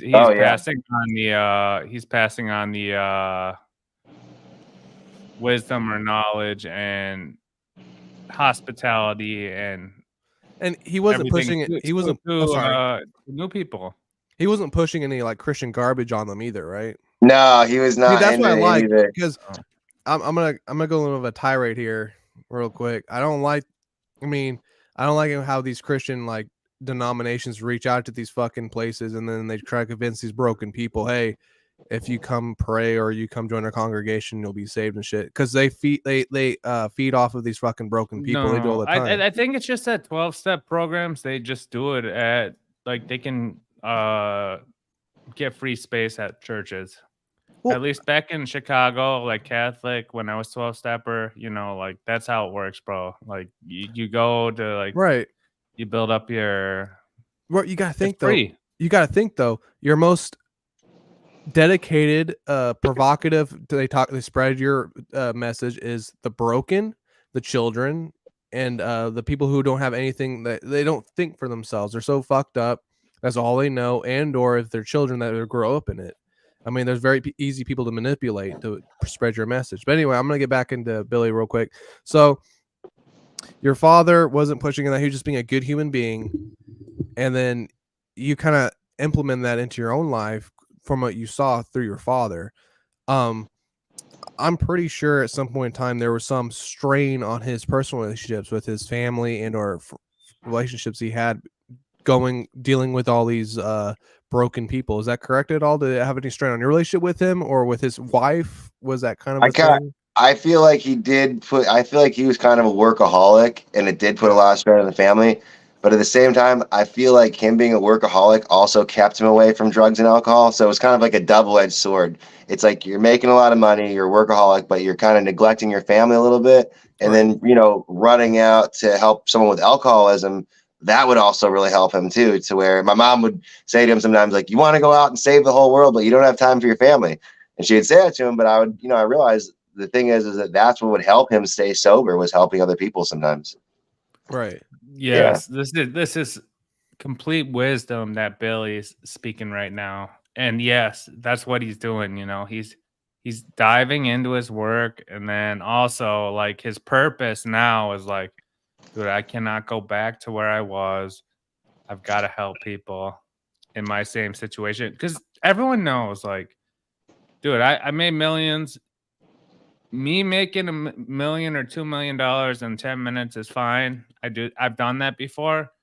And but me helping a couple young dudes make like 250,000 in 10 minutes an hour, all that type of stuff, it's way better. Like when you help someone out to like do big shit, you know, whether it be like climb out of alcoholism or start a business or whatever, you know, realize a dream, you know, like that feeling of helping someone, and I'm not even trying to make it about money. Like that feeling is like way better than anything that you could experience fiscally or anywhere else, really. Social media. It's like you get 1,000 likes on a video, but dude, you help someone like, dude, go from like Right. that's doorstep to like boom. Living a life. Absolutely. I actually try to promote a lot of healthy food and stuff and healthy eating on my show. And I met a girl who was a little overweight, and she'd been watching my show for 6 months. And she sent me before and after pictures to where she actually lost a substantial amount of weight and got healthy. Yeah. And she said, "Hey, listen, the reason why this is because I've been watching your show and listening to your health tips, and it's because of you." And a lot of people tell me, "Hey, I changed my diet because of you." Because I'll cook like, gluten-free pizza sometimes, but I'll make it extremely organic. I won't use freaking pork. I'll use turkey fucking pepperoni, and just a bunch of like weird shit. Yeah, people love that shit because it's regular streaming, but you're adding like, something else to it that has to do with their diet, where people will actually come back and be like, "Yo, I started eating what you told me, and it actually worked." I'm like, "Fuck yeah." So, Was your dad still chill? Is he still around? Yeah. He actually passed away in 2010. Damn. So a while ago. It's all good. My condolences. Yeah, thank you guys. I appreciate it. Of course. Oh, so he sounds like a great man, bro. Yeah. Oh, hell yeah. He really was. Up in Anchorage, he would fix hundreds of airplanes for people, and you know what I mean, like we never got any complaints, and like, these are people flying. Some of them are flying home, so he definitely also taught me the importance of doing a good job too. Because he's like, if I do a bad job and someone's flying home, like they could crash their plane. So he's they like, could die, and their life's on my conscience. Yeah. So I mean, even when I would be cleaning spark plugs or putting new spark plugs back into an engine, because he taught me a lot about mechanics too. He would be like, make sure you clean everything perfectly, like, because this is a fucking instrument that's going up in the air. So, Okay. So did that ever take any mental toll on his health at all, or his mental health? Did that like him? I think it might have, just because airplane mechanics and aviation is so demanding and hard. I think one time I saw him fixing this engine, and it just looked so like just not fun, like just really grueling. And I knew he was doing it for our family and stuff, but I was like, man, this man holds an engine on a chain and does all this crazy shit. I'm like, man, holy crap. So I think it did take a physical and mental toll on him. And has that implemented towards you with helping out? Is Andy Dick the first person you've helped out, or is there no, I've helped out a lot of people, like so many people, but it's second nature to me, so I haven't really looked at it like that. But yeah, I've helped a lot of people out randomly. Has it ever taken a mental toll on yourself at all? No, because I try not to overextend myself, but I feel like in this case with Andy, because he's a celebrity who I looked up to so much, I have overextended myself, and it has taken a toll on me to where I can't be as good of a friend or even take care of him as well if I'm not, up to my freaking physical peak, like of performance. Right. Because right now, like that, he's just asking too much, and it has taken a little bit of a toll. But if things were more normal, everything would be cool. But they're not right now. Damn. No, dude. I'm getting sad. Like, I'm getting sad over here. What the fuck? From the father to the dude son, is freaking making me tear up. No, bro, shit, no. He's got a good soul, bro. He's trying to help. I know this guy's. You go can, ahead. but you can't. You can't. Right, help. Of course. You can, but you can't help an alcoholic. Like you can. Right. You can say, hey, maybe go do this or that.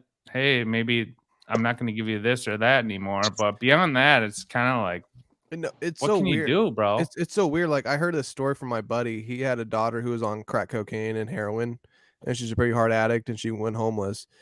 And they would house her for a long time. You know, they would keep her at her house instead of her going on the street and looking for shit. They would just bring her to the home. They'd have her stay downstairs, and they would get shit for her. But they said after a while they had to kick her out because it just got too crazy, too hectic. She was acting too out of pocket. But he was telling me, he said, what's better, to have your baby child or one of your best friends, you know, your brother or whatever, your father or whatever who it is, be out on the street sucking dick, doing all this crazy shit to get their drugs, or would you rather be at home knowing they're safe so they can, you know, do their shit? Right. At one point in time, you have to let somebody hit rock bottom.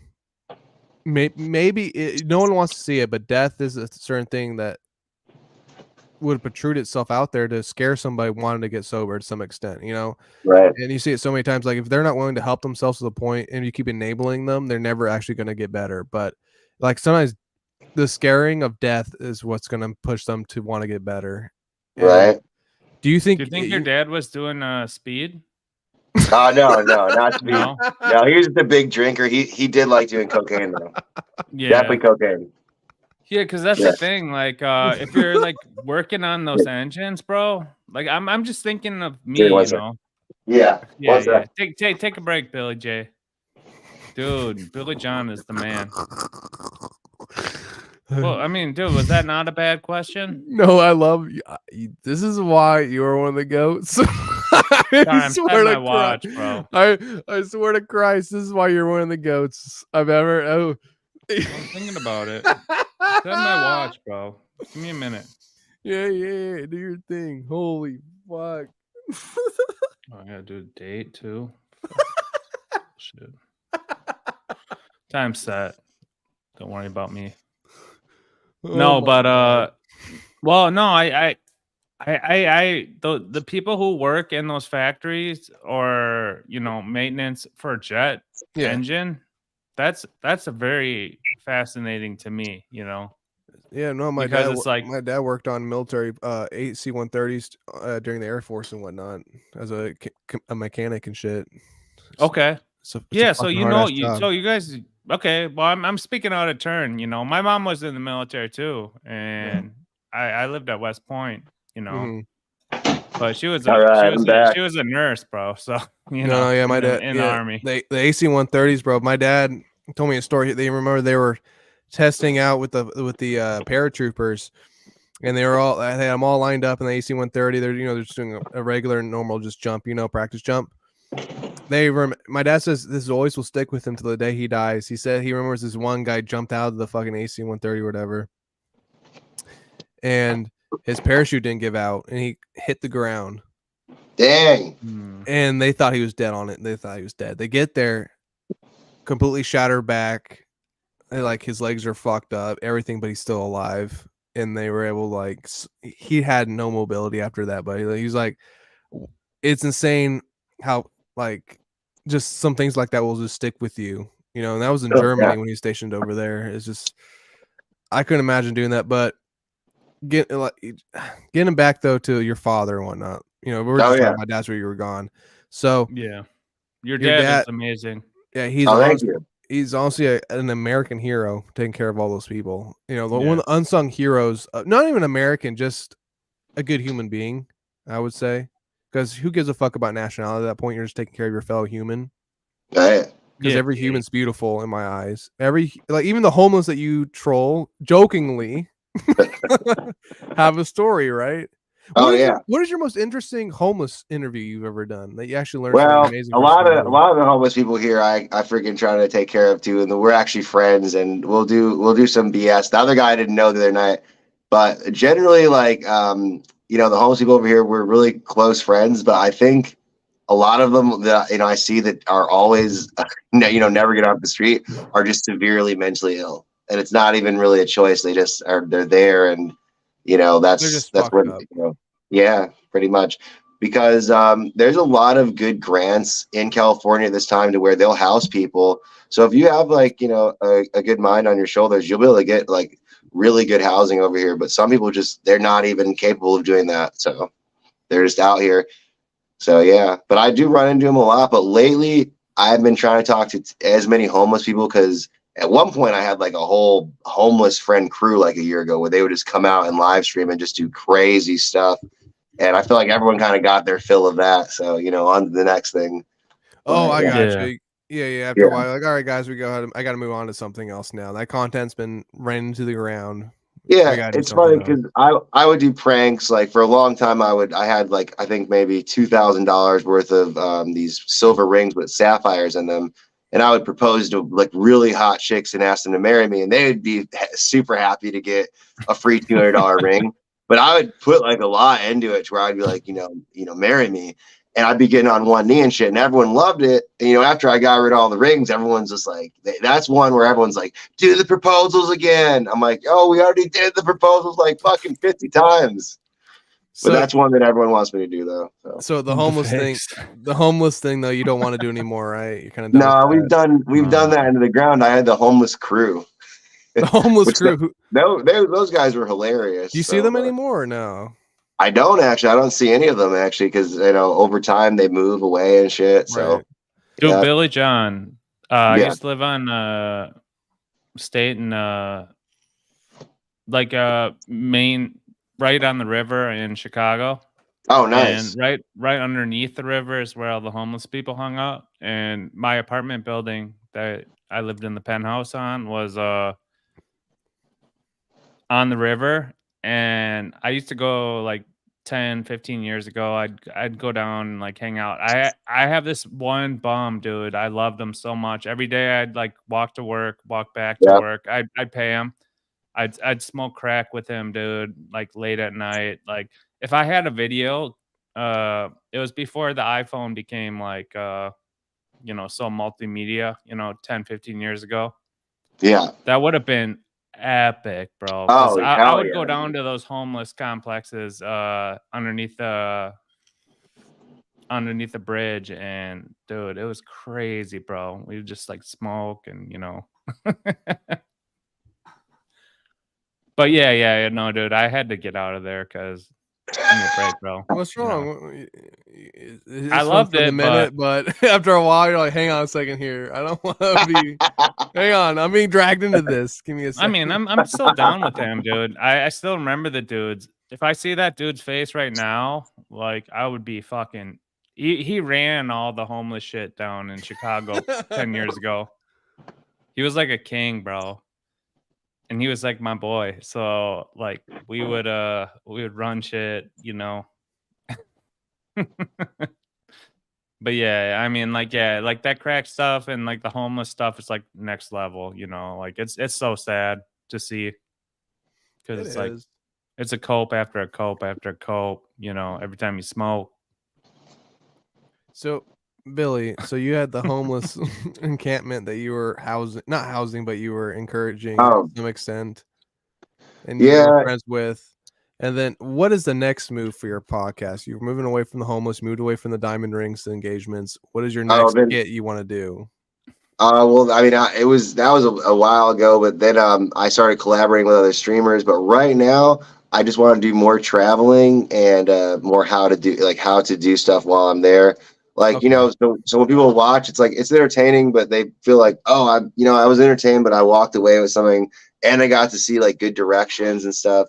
So I'm just gonna try to travel more in California, and then out of the state, and then out of the country after that. Are you taking a girl with you? She's probably gonna come to New York with me, but I don't know if she's gonna leave the country though. With me, dude. In February, bro, you got get your passport ready. I'll take you to Dubai, bro. Oh, okay, that's fun. That's funny that you say that. Oh, really? Yeah. Okay, hell yeah. I have a really close friend who vacations in Dubai a lot, actually. It's fun out there, and I think you would fucking love it, bro. You would love the vibe, everything. It's like I don't know how to describe it, but I think like you streaming out in Dubai would be epic, bro. That would be epic. Your complexion, everything, like you're like a Dubai man, bro. The Dubai man. I'll be like, I'm from Dubai, dog. They love like Barack. My name is Barack. Dude, bro, I would definitely hang out over there. Because my friend, she has a house in Germany, and her family lives in Turkey, and she always asks me to come to Dubai. Yeah, dude, we got to go. And hell yeah! Take Mir, dude. Oh god, let's go in February. The three of us. I don't know if We'll do a vlog. I'll see. I don't know. I'm too white, man. They might crucify me. Who I'm whiter knows? than you, bro. Yeah, bro. No. I got elite access, everything. Elite access. We just fly Emirates. We go. We get in. Boom. We get picked up in the Maybach. Well, you can't smoke weed out there, right? Like that's illegal as fuck, right? No. You can't. But you can drink a Oh, lot. wow. There's no chronic out there, but there's plenty of places to drink if you want to drink. There's Okay, no man. chronic in Dubai? No. Well, No, that's I know cool. you'll Dude, you'll get fucked. It's weird. Like I hate it and I love it out there because it's like it's a complete, Minority Report, the movie Yeah. that we mentioned earlier. It's completely that. Like there's cameras literally on every square inch of the whole place. Wow. So you can take your watch, put 50,000, just drop it on a table at a hotel and leave it for hours and no one will touch it. Wow. Like I left my phone, places and went back and got it in my hotels, So it's like it's weird because it's like if you're speeding, they'll just send you a text to your phone like pay us $250. You went over 65 miles an hour. That's insane. That's cool. It is and it isn't. It's crazy. But when you know the rules of the game going into the playing field, then it's dope. So Billy, I always love going out there. So have you gone international at all, man? With like even the travel? Yeah, have you traveled a little bit? I've traveled a little bit. I've went to Japan and Canada. You went to Japan? Yeah, my father took me there when I was really young. It was interesting. I was really thrown off. Like, to be honest with you, I was like, "Oh shit, dude, this is weird." It's definitely not a place I wanted to stay. I wanted to. You didn't want to stay in Japan? No, I was like hella young and I don't. Yeah, dude. I was like, I want to go back home, dude. Oh shit! But it was definitely the food was interesting. Like, I'm not. I'm always gonna be a huge fan of like sushi. Like for the rest of my life from that trip. Mm-hmm. Like, but you going to any anime stores at all? What was that? You going to any anime stores at all or anything like that? No. It was a long time ago, but no, we didn't do any anime stores. Do you an anime at all? You know what? I used to be into not really. Like I like freaking Dragon Ball Z and stuff. And oh shit, okay. But yeah, I'm not really. So you're not into any of the most current stuff at all, are you? No. That's great voice work, man. You got great impressions. You gotta look into that. You gotta look into voice work, voice acting. That's what everyone tells me. They're like, you really need to get into voice work, so I might have to do that. Yeah, man. Well, our buddy Earl, my buddy. I don't know about you, Mir, but we had him on our show. Earl Skakel. He's a legend of Hollywood. And he's deep in the he's a Kennedy VO game. Oh, really? Okay. Yeah. Yeah, well, he's a Kennedy, Skakel Kennedy, but the Skakels have more money than the Kennedys, so. That's what's up. Yeah. Jamie Kennedy from Scream actually lives right down the street. Let's go. Can you go find him? Go outside? Yeah, I don't know if I'll find Jamie, but yeah, we'll go outside though. Find Jamie. Go find Jamie right now. Knock on his door and say, "Hey, come out here." Come out. I'll go on the street. How about I'll go on the street that he lives on? Yes. Yeah. Get this way. Find us a couple dime pieces too. Yeah. Okay. So a few dime pieces. A few dimes. A couple funny comedians. Okay. Let's see here. Bro, Bill, you're the man, bro. Oh, thank you, bro. I appreciate it. Thanks for having me on the show today. I love you, bro. I love you too, brother. You're so funny, man, and thank you. I'm so happy for your success, bro. Oh, thank you so much, bro. I really appreciate that. It means a lot, bro. Yeah. I'm about to freaking run out to the boulevard right now. We should.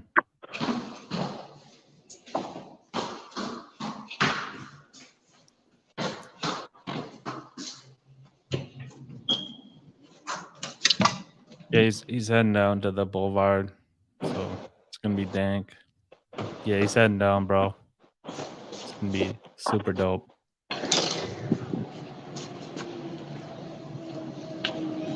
Yeah, Billy's the man. Oh, thank you. Oh, yeah. Billy rules. Oh, thanks. Back to the boulevard. Yeah. He's on a skateboard. Fucking dank. There he goes. Let's go. I got a dime piece for you right here. I got y'all a dime piece. Hey, my friends want to say hi to you. Yeah, I'm good now. Here you go. Thank you. Am I muted? This is my neighbor. No, Mir's. Chiquita. See. All right, we're about to get out to the stars. All right. Hey guys, say hi to the Mir show. Hey Mir. What's up, player? Hey. What up, hey. Hey, I was gonna ask him. Never mind. They're in a rented Mustang, bro. I bet it's not even an 8-speed. No, of course not. This is one of my buddies right here. What's up, homie? How have you been? What up, King? How you doing, sir? He's a veteran too, actually. Vietnam. U.S. Marine Corps. Oh, Korea. Yeah, Marine Corps. I am a Marine. I'm honorable Vietnam. and I'm honest and I'm a devil dog. Oh, But you're a ginger, bro. Oh my God. Yo, that guy. No respect. Yo, there's something going on over here, guys. Let's go. Take us. Let's go. Grab on the back of that Porsche. Billy, at one point in time, you gotta grab onto the back of a car or something and ride with it for a second. All right, I'll do that. Holy shit. Yo, Let's go, baby. All right, I'm gonna do that, but just give me a sec. Nah, Look at these freaking fires. There's like some crazy shit going on over here. I don't know what's going on. Yeah, What's go going right on in there. over Go here, right bro? in there. Go right in there. Go right What's in going there. on over Oh here? yeah, this is our boy. Way out shit. All right. Go, Billy. Can you get right in there? Can you get like kind of close in there and see what's going on? Closer to the yeah. Right on the ground reporting. I'm from those cars too. Beamer. Hey guys, what's going on? What happened? I'm first responder. I don't know. I haven't even been over there yet. All right, we're gonna find out. Okay. They don't know. They don't even know, aren't they? Like supposed to know? They don't know yet. There you go. There's Los They Angeles don't Fire know. Department for you.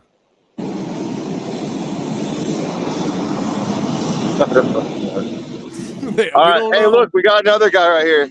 He's like famous, dude. Yo, come on my live real quick. What's up, dude? What's up, dude? What's going on? This guy met What's going Jack on, Black brother? the other day and did an awesome interview with him. Yep. Oh no. What's going on, guys? I was meeting doing, Jack. sir? Jack Black is amazing. I'll say this about Jack. Not only is a nice class act, but he is one of the most talented people in Hollywood history. If you think about it, multifaceted, musician, actor, he can play anything. Better And than I want to Andy see Dick? more serious roles Yeah, from him. ask him better than Andy that's Dick. true. I do. I Better want to than see Andy him in Dick? like a serious role. What? Better than Andy Better Dick. than Andy. Better Dick? than Andy Dick? No. Come on. You guys are good. All right, homie. Have a good one, brother. Good to see you too. Yeah, he knows. He knows. Everyone That's it. knows. Everyone knows. Everyone knows it. Everyone knows it. Everyone knows Andy Dick's a fucking legend.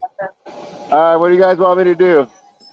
Oh shit! You know what, Dr. Chow? You picked this one, man. I picked last time. You picked this one, sir. The Be street creative. walk? Be creative. Well, what's the wax? Oh, that's the wax museum. I don't know. Like, let's try to get some. Why don't Dime? you try to get some chicks back to your place?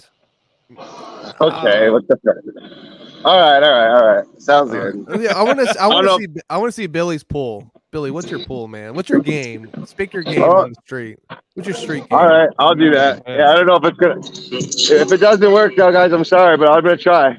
Of course. You gotta be suave though. But hey, what are you up to? You're busy. Okay, that's all right.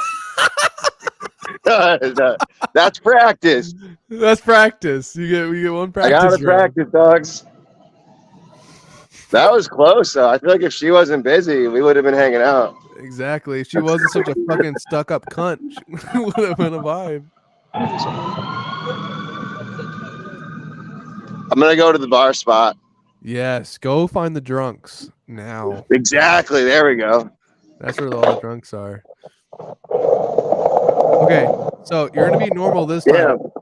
Hey, Look at this car, dude. Let me see. Look at this fucking car, bro. Talk to those bitches real quick. Ask them what's up.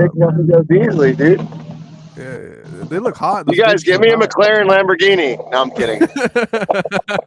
I'll rent one for you. I got you, buddy. I'll pull all the chicks with that. All right, this is the bar right here.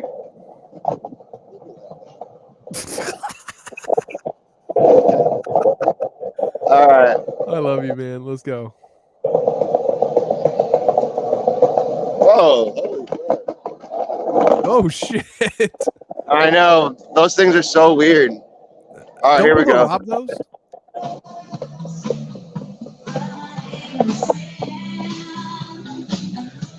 Hey, what's up?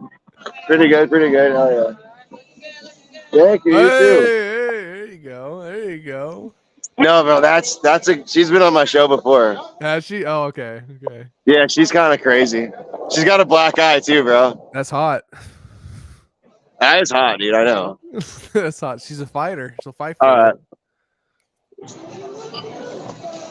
Let me see. Let me look around. This is it. This might have to be it, dude. All right, let's get it. I think I see her. Hey, how are you? What are you up to tonight? Okay. Yo, she's pissed, dude. Okay. Hey. Hey, real quick, buddy, real quick. Come here. So, yes. Now, I know you're really good at impressions. So the next chick you see, give her an impression. Okay. All right, sounds good. Anything you want. Hey, how are you? Oh, me matey, I'm a pirate. That wasn't that great. You gotta act crazier. You gotta act crazier. Okay, I can do that.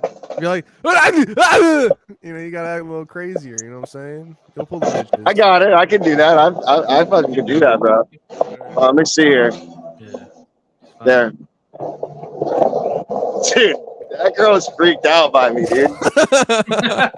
She went right inside a fucking building. Hey, you want to see one of my impressions? All right, I'll do it better. I'm gonna set the camera on. Okay. You want to see one of my impressions? It's really good. Oi, matey. Oi, I'm Billy. I freaking ride me skateboard in the freaking 7 seas. Knock her food That over. was me being a pirate. Right. Knock her food over real quick. Okay, I'm out of here, dude. Seriously, bro? Come on, dude. He's all like, I don't want you harassing homeless. It's She's like, not you homeless. gotta do that, bro. That's crazy, dude. Questionable. Yo, show us one of the You're so stars. Can we mean. see a star? Yeah, here's. Who's that? Who's that? Wait, we can't see it. Who is it? Some hoe? Oh, this one? Hold on, let's see here. Somehow. This one is Antonio Moreno. Hell yeah. You remember Antonio? Antonio Banderas, maybe, but I know, right? all right. So the next chick you go to, say, "Hey, can I borrow your phone? I really need to call somebody right now." Okay. What is all that chibi shit in the background? I don't know if you can Selling hear you. fake Definitely some fake shit you can Japanese probably haggle bullshit. for. Hi, excuse me. Can I borrow your phone real quick? I really need to call somebody. I literally don't have my phone. Oh, you don't? Ask your Okay. friend. Oh shit. Candy. Okay, What's thank candy? you. What's We love candy? your Ask shirt. her what candy is. What does candy mean? Oh, I get it. Oh, I don't that get it. ass. She said, what the fuck? She said, what Go- the fuck do you think it means? Go up to a really gay guy and ask him, "Can I That borrow your ass. phone?" Go up to a really gay guy and ask him, "Can I borrow your phone? I need to call someone." Okay, all right. Shit. Excuse me, can I borrow your phone? Sorry, Like, is it okay for me to borrow your phone though? that's not. Let me borrow your phone. No. Okay. Best guy ever. No. What the fuck? Now, if I would have knocked over that lady's food, that would have been classic. But seriously, bro. No. Hey, what's up, buddy? Bro, they're having me freaking try to knock over people's foods. Yeah, I'm live. Tell them, give them my What up, phone. King? Advice. How are you doing, Nice sir? face. Advice. Oh no, she does. Oh, I'm not gonna chase Meg. sorry. All right. Well, bud, what is up with this tattoo? The bottom tattoo. Let me see that. Women Yeah. only, motherfucker. You already know. Yeah, wait, there it is. Right What? there, buddy? Right there. Oh my god. You never That's that, bro. That's epic. I love your reaction to that. Oh my god. All right, I'm gonna smoke now, Chow. I'm smoking a little. All right, what am I doing now? Dude, that guy's got a slingshot, bro. Ask him how much you paid for that. Yeah. Ask him. The guy with the slingshot, little three-wheeler. Bro. How much do you pay for this bad boy? Out the door. I want $80. No, I mean I want to buy this. I want to buy this. How much did you buy this for? Like $40,000. $40,000. That's it. Whoa, dude, he That's got all? ripped off, bro. He got ripped off. You got ripped off, man. Sorry? You got ripped off bad. I could hook you up with one for half that, dude. So, I mean, I think what you need to do is you need to start going through me, and then I'll freaking give you a better one. You know what I mean? You're saving half the cost, but I'm gonna need to be cut in on that. You know, that rental fee. I'm gonna want 20% of your business. We could sign a contract right now. We can. Let me get inside. Let me try it. Can I get on the other side? Yes. Yeah, get inside. Get inside the bike. Get inside the bike. Let's see this. It's any good? Drive those things around. Oh, mine's actually a lot bigger than this one, bro. But I still like it. Though. This is good, right? Not bad. It's all right. Not It's all bad. right. It's all right. Give him Let's take it for a 20. test drive. Let's take it for a 20K. test drive. Get in the car. $100 for a test drive. You'll write shotgun. $100 for a test drive. right now. Come on. You'll write shotgun. You'll write Come shotgun. on, bro. Bro, I'm about to leave without you, bro. I'm about to leave without your ass. I'm kidding. It's a great vehicle, dude. No. Ask the dude where he's from, and then if we can get a test drive and pay for it. Hey, bro, can we get a test drive if I pay? Where are you from? Like, if you want like, son, you have to maintain all formalities. You have to sign the contract paper. You have to give $300 deposit. $300 deposit? Yeah. I can do all that except for I can't sign the contract, though. That's the only thing I can do. I'll do everything else but that. Wait, Well, can what he if he drive? don't just believe- drives it? Yo, Drives hold it for an on. hour. Can he drive it? 5 minutes for $50 $100 or something. Yeah, $100. Let me buy it for $50 for 5 minutes. He's like, not gonna Wait. dude. Ask him. Can he drive Now it? Can he's he drive it? leaving, dude. He's leaving. Oh shit, he's pissed. Get out of here. Get out of Dude, there. he's Get like- out of there. Go. Yeah. Get out of there. Get out of there. Go, before he go, gets go. squeezed. Go. Get out of there. I'll get him. Yeah. Hold on, Oh, you one get him? sec. Alright, you I get him, gotta you sit get him, you here. get him. Hold on, No okay. more. All right.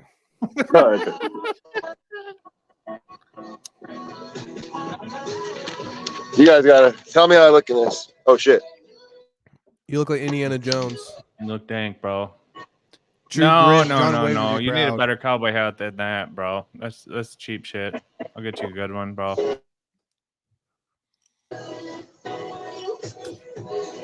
There you go. That's it. That's the one. I like that. That one's for better. girl? Oh, I didn't know, bud. Yeah, you don't want the curve, like the weird curve. What happened? What happens?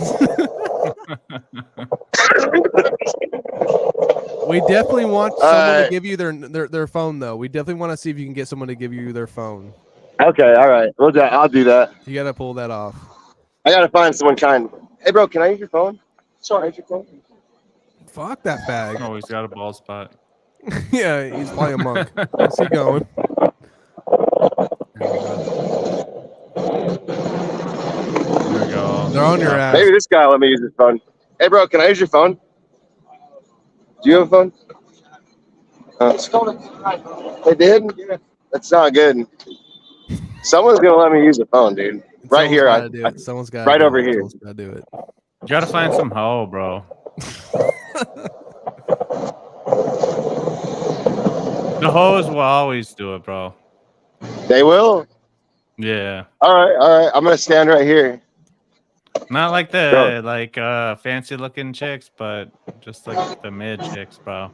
The mid, Okay, hell yeah. The mid chicks, kind of uglier, but they can still bang. You know what I'm saying? Yeah. Oh hell yeah, those mid chicks, dog. Those the butter faces. Butter face. Is that like? Do we look that up in the Little Mir dictionary? Like mid chicks. Mid chicks. Fuck you. You know what, Billy? I hope you get hit by a car.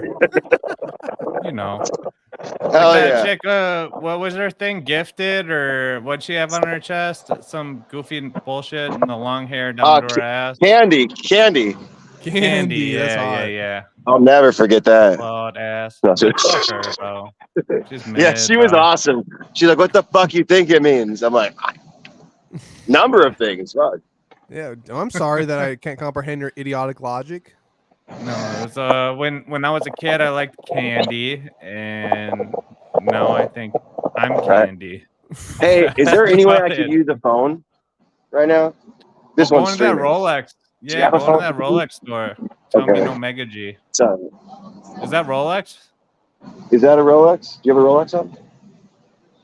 No, No, it's not a Rolex. A Rolex store you're at. Hey, go right chase there. after that guy that just ran out. Go after that dude that just ran out of the fucking building. You saw him I run. follow that Hey, guy. bro, do you have a phone I can use?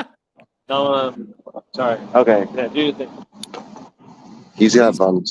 He said he doesn't have a phone that I could use. Oh, damn.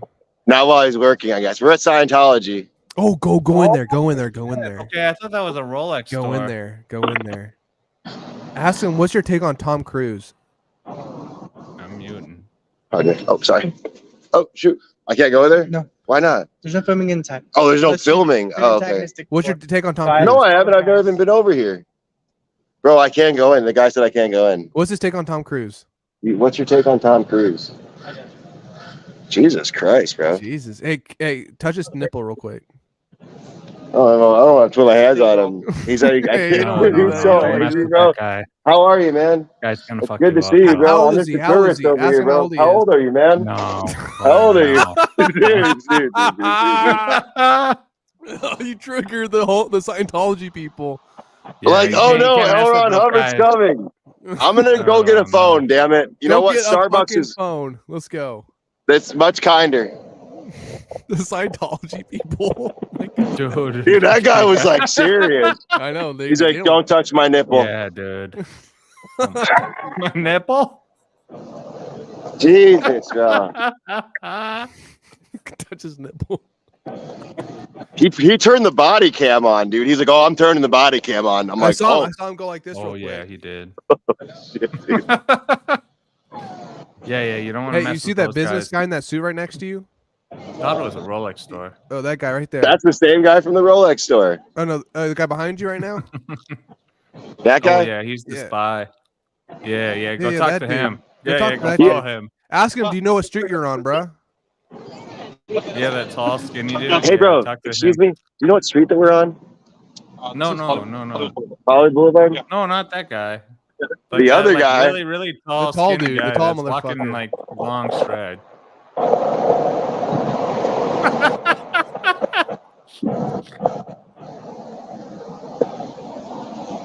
Hey, bro, do you know what street this is? He doesn't want to talk to me now. Yeah, He doesn't want to talk to me now. He's a spy, Damn. bro. Yeah, He's a ask- spy. Ask him. Are Yeah, you so even now a they're ma- gonna No, follow you. Go get a We phone. need The to guy, bounce. the guy walking up to you with a phone right now. He's walking right behind you with a phone. Yeah. For a second? Just for 1 sec, bro. I don't know, bro. I'm kind of playing. Oh, he's playing a game on it. Oh, he's playing Candy Crush. Dude, is no one here willing to give you a phone? That's what I'm trying to get. Someone's get going to give me a phone. at. Okay, now when you do get a phone, because I believe you will, start speaking The German. spies are- Start speaking in German. Be like, "Hail Hitler," do the whole 9. Okay. What about those 2 Asian chicks? Hey, do you right have a phone I could use by chance? there? Damn. It's just You're not a striking kind out here. city right now. It's not a kind. It's not a kind city. No one- Dude. Well, when you're saying, "Do you have a phone I could use?" and you're holding up a phone, I know, you're right. You're right. But it's genius. I love it. There could be so many different reasons why. I know. Yeah. Yeah, no, dude. Like they deployed on you fast, bro. You better look over your shoulder, bro. We're watching your Yeah, we got stream you, to bro. see If I see some people with guys are suits on, you. following your ass. But, dude, they were pissed, bro. Yeah, I know. Scientology Whatever. They're on your ass. Hey, So funny, can I bro. use your phone for 1 second? Is there any way? I just about to make a quick call. I promise it'll be fast. Yeah? What? It is 585. Yes. 323 9627.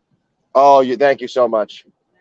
Thank you so much. Yeah, good woman. Thank you. Yes, that's it. Oh, thank you. Go Hail Hitler whenever they answer. No. Grandma, guten Tag. Heil Hitler. The ammunition and other bombs will be ready. I'll be coming home. Please don't wait for me if I don't make it, okay? All right. And tell the Fuhrer I'll be there. Heil Hitler. Heil Hitler. Thank you. Thanks, man. I appreciate it.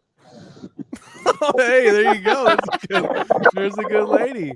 All right. Yo, this guy was just looking at me. He was so mad, dude, but whatever. Really? What a bitch. All right. Oh, dude. You guys are on that crazy tip sometimes. This is like Howard Stern right now. We got you in the streets, all right? You want me to wait? What? I'm from Alaska. Are you doing the whole sign? Bro, can I use your phone? Is your phone I can use? My phone? Yeah. Real quick. You want to do this? I gotta make a call first. Thank you. To my homeland. Okay, skate off with it. Skate off with it. You want me to skate up? Skate off with it. Go back. You gotta go back. Just do it. Wait. Okay, dude. Go back. Did you skate off with his phone? Yeah, bro. No. He's running back after me right now. Sir. Dude. Sorry. Here, bro. I was kidding. I was joking. Here you go. You good? He's not mad at me. Okay. Dude, you good? Okay, whatever, dude. They're mad, dude. I know. Oh, you are a legend. Okay. Oh my god. Last thing you got. This is the Billy last John thing is we. a king. He is Billy a John king. is a king. John is a king. Billy John is a king. Okay, the last thing. Let's see if you can pull this off. Get on a car. Okay, not even get on a car because people do that all the time. That's too basic. Hey, you know what? So skate around, do your own thing. I'm gonna think of something really crazy to really see if you can pull this off because I believe you can. Okay, give me like 2 minutes. What happened? Give me 2 minutes. I'm gonna think of something. Skateboard? What is your trip, sir? I don't know. Wait, what? Give me 2 minutes. I'm gonna think of something brilliant. Okay. Okay, hang on. Lady got mad.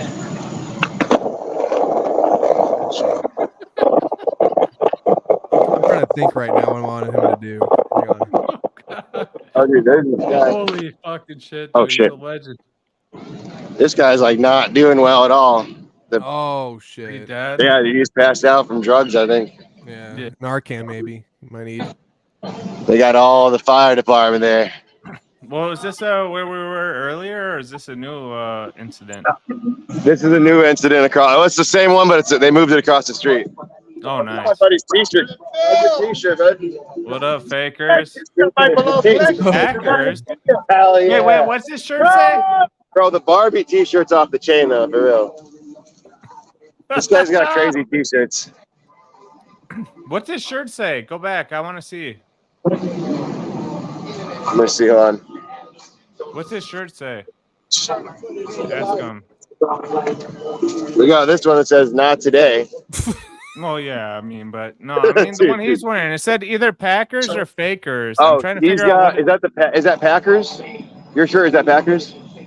Or Lakers? Oh, it's Lakers. It's Lakers, y'all. Come on, we in LA. Okay, Lakers, like yeah. Yeah. What's up, homie? What's different? Oh yeah. That's why I asked. Fuck yeah.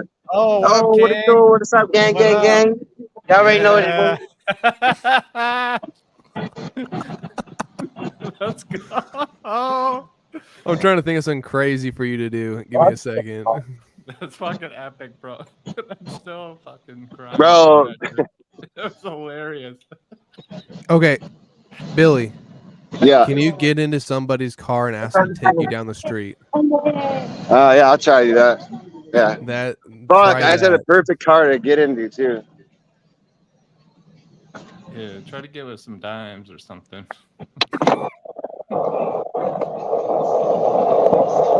Oh, dude, what if he was like pulling on the back of the car and then he climbed in the back? Yes, can you through do the that? window? Can you pull on the car? Hey, can I get a ride down the street? No, bro, don't swim me, bro. Oh, what the hell, man? No, I just want to go get a ride, dude. The hell? Billy. Hey, bro, how much is it? Billy, I'll get another one. I'll try another one, okay? No, Billy, come here real quick. Billy, come here real quick. Billy, come here. Can you grab? Oh, Can you grab onto? Can you grab onto a car and then at the last second get inside the car and then drive down the road? Get inside of it? No. You're gonna grab onto the car. You're gonna go down the road on your board, and then you're gonna get inside the car. Can you do that at all, or is that impossible? That might be impossible, but I could try. Okay, try once. We should try that. If you try once. If you Like a fucking damn Spider-Man. You can see like a chick who is like driving a car or something in traffic, and you can grab onto her bumper and then like from the back yell like, "Hey, let me in," and maybe she'll stop and you can get in. That would be fucking epic. Okay. Oh, sorry. Oh shit! Sorry, dude. The cops. Here, I got another one though.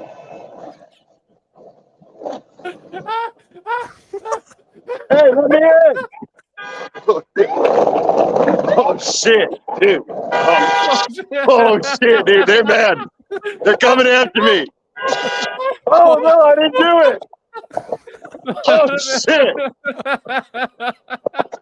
Okay. What the fuck? Damn, bro, they're stopping. I better run.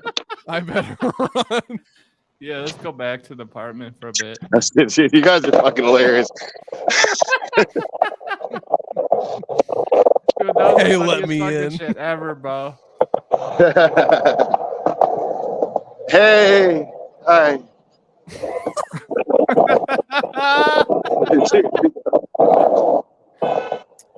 Billy, try one more card. Billy, third time's the charm. Try one more Okay. card. Just one more. Okay. One more. Oh, hey, is this free? Make sure it counts. Yeah. Free. Go back to Hollywood and Highland. That's right there, right here. Right here? All right, that was a practice. That was a warm up.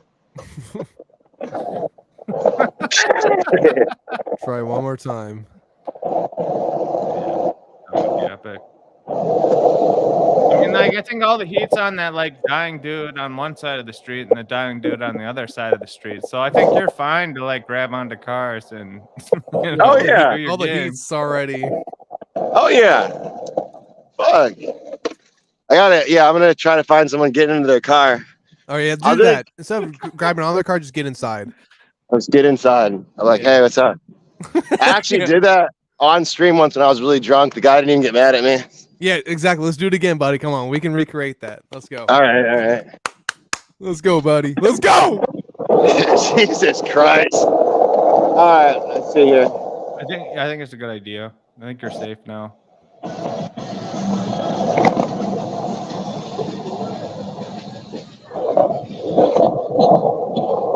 Oh, there we go.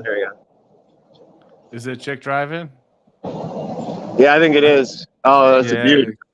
No, you don't want to get a dude because he might just speed up on you. Yeah, You know? you don't want to do. Yeah, he might just beat up on me. You want a chick. You want a chick just by herself. You want a chick by herself. An Asian chick would be epic, you know. She's like, yeah, like an Asian chick. If he's holding on to her bumper and like hitting on the back saying, "Hey, let me in," that would be fucking. I take you where you need to go. I take you everywhere. I take you. Turn number 1. Okay, you guys are crazy. Well, a Spanish or a Asian chick would be super dope if you jumped on the back of her car. This guy's car, his trunk's open. Oh my god, just laying there. Just laying there.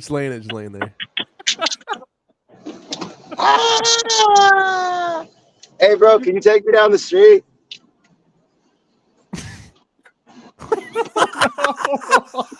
Ask again. King. Bro, can you take me down the street? We need a ride. Take me down the street. Huh? Can you take me down the street? Sorry? Can you take me down the street? Please. Yeah.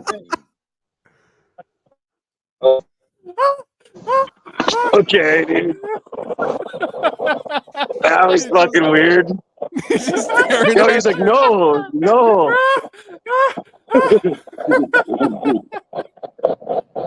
All right, we gotta find that car though. All right. Oh my god. All right, we'll find it.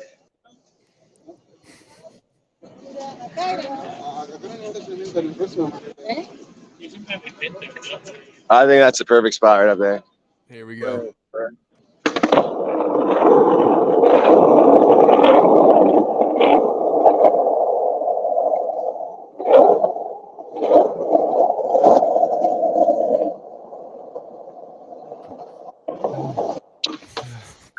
Sorry. You're good, buddy. That's the funniest fucking thing of all time. Just staring Hey, at how's it going, bro? Sorry, dude.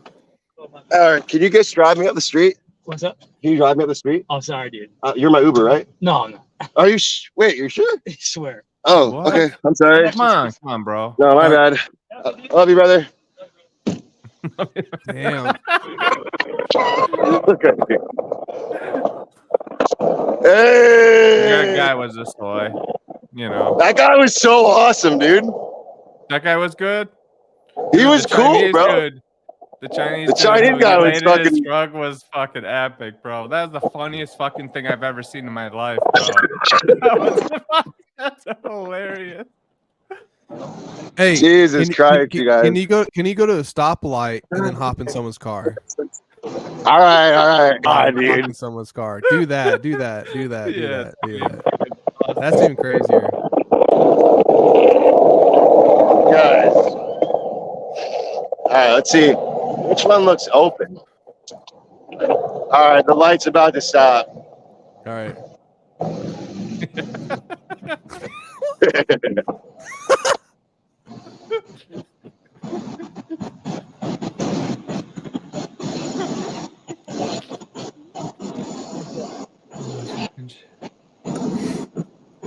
Here we go.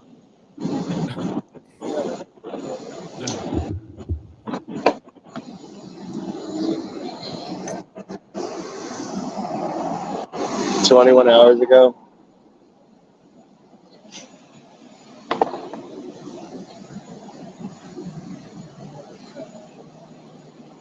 Yeah, I got it perfect. Yeah, here we go. Let's see. Perfect. You guys are funny. I love you, but you're awesome as fuck, man. I love you too, bro. I love you too.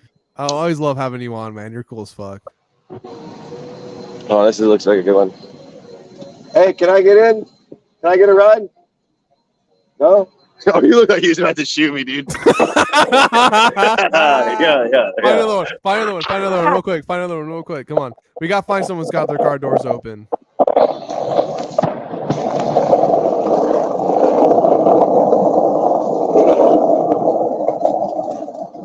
Dr. Chow, I love you. Hey, bro, Maybe like can I a get a shitty ride? car. Can I get a ride? No? No, that's like a Rivian. like, right? no, That's like a nice car. Find a shitty car. Find a shitty car. No, Find a no, shitty you gotta car. find like a Accord. You gotta find a Honda or a Toyota. All right, a Honda. Okay. A Honda Accord. Honda or Toyota. Not like a nice car. Look for something. Oh, shit. Because that'll be like, what, dude? What that soy boy that we just talked to? Like, what was he driving? I don't know, bro. He's driving like a Flex. Yeah. Oh, like a Flex. Okay, yeah. Like those are mid cars. Yeah, if you can find one of those, but it's gonna be like that same soy, dude. You need like a Honda or a Toyota. Okay. Like those Ford Flex dudes are they're mid, bro. Pardon me. Maybe like a. I saw a Benz, like a C Series. I don't know about that. Oh. Well, I don't know, dude. Just maybe should we talk to some? Should we find some chicks? I'm down. Yeah, I can do that. Yeah, let's go find some chicks. Fuck the car. Yeah, I got it in a few cars. I got it in a few cars. You know. You got in some cars. Yeah. You made it a Chinese man's day. You made a Chinese guy's day. I did, bro. Oh, go back to him. Yeah, you should go back. Can you go back? Can you go back? Go back and ask him if you can have a job. Yeah. Go back and ask him, can I work for you? And then just start grabbing his shit and start trying to like work. He's gonna shoot him, bro. He's gonna shoot him. No, he's not gonna shoot him. There's no guns allowed in Los Angeles. Just go there, start. Those Chinese dudes. Bow to him. Hey, Billy, when you get there, bow to him and say, "Can I work for you?" And then just start grabbing his tools and trying to work. No, for him. like get down and like bow. Yeah, bow too. You gotta bow, like go all the way down and bow to him, and then try to work for him. Just bow.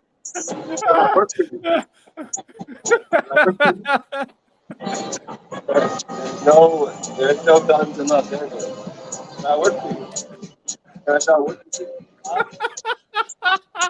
I work for you.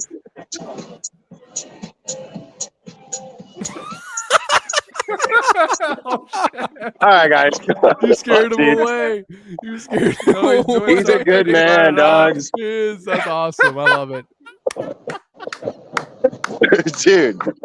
Oh, God. Can I work for you? Can I work for you? All right, let's go find some babes. All right. Can I work for you? Oh, that's so good. Oh my God. Damn.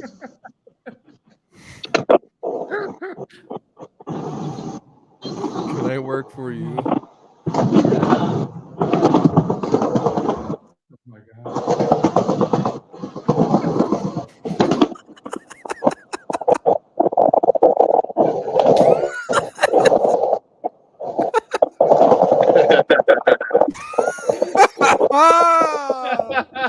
It's so good. I love you, Billy. God damn. Oh my God.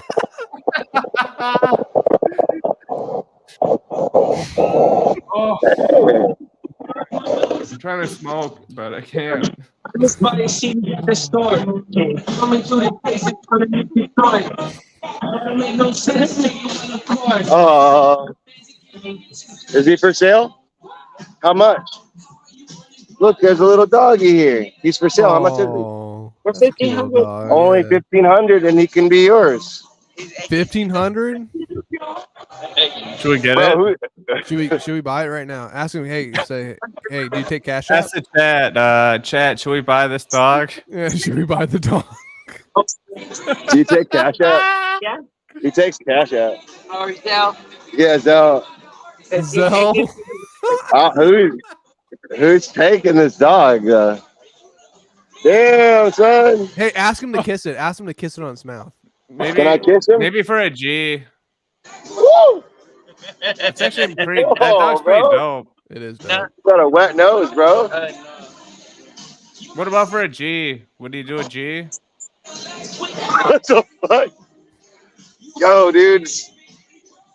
Man, No, I just saw something cool, but I'm gonna walk back. Dogs. We're trying to find some babes. Yeah. Some bitches. some We don't want cat- bitches. We some want cattail catches. tonight, bro.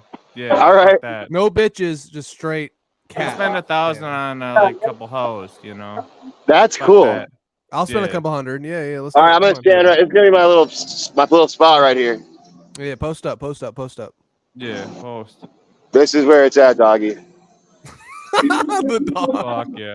Oh, Damn, man, dude, that- Latina. nah. She had a man right there. that She had a man right was there. This kinda guy right mid, there. bro. Bro, she's got like a man trailing behind Yeah, I her. saw that shit. Yeah, I saw yeah. that shit. Real quick.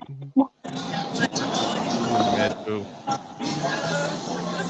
Man, this spot's almost a little dead. I might have to go down a little farther. This is, dude. What Lil day Mir, is it? this It's is the fucking- funniest oh, it's podcast Tuesday, we've that's ever why. done by far. This is way better than the Andy Dick show.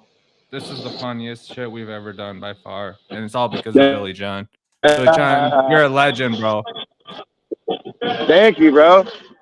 Hell yeah, I like to have fun and get in the literally mix. crying, bro. Like I have tears running down my cheeks. I'm laughing so hard Oh at you, shit, bro. dude. No. Okay, good. That means I did a good job. We're legitimately wiping away tears right now. You're that much of a fucking king. Thank you, guys. That means I did a goddamn good job today. Hell yeah, I feel happy now. Yes, Oh yeah, sir. good. Oh my god. All right, I'm gonna go down to this spot up here. All right.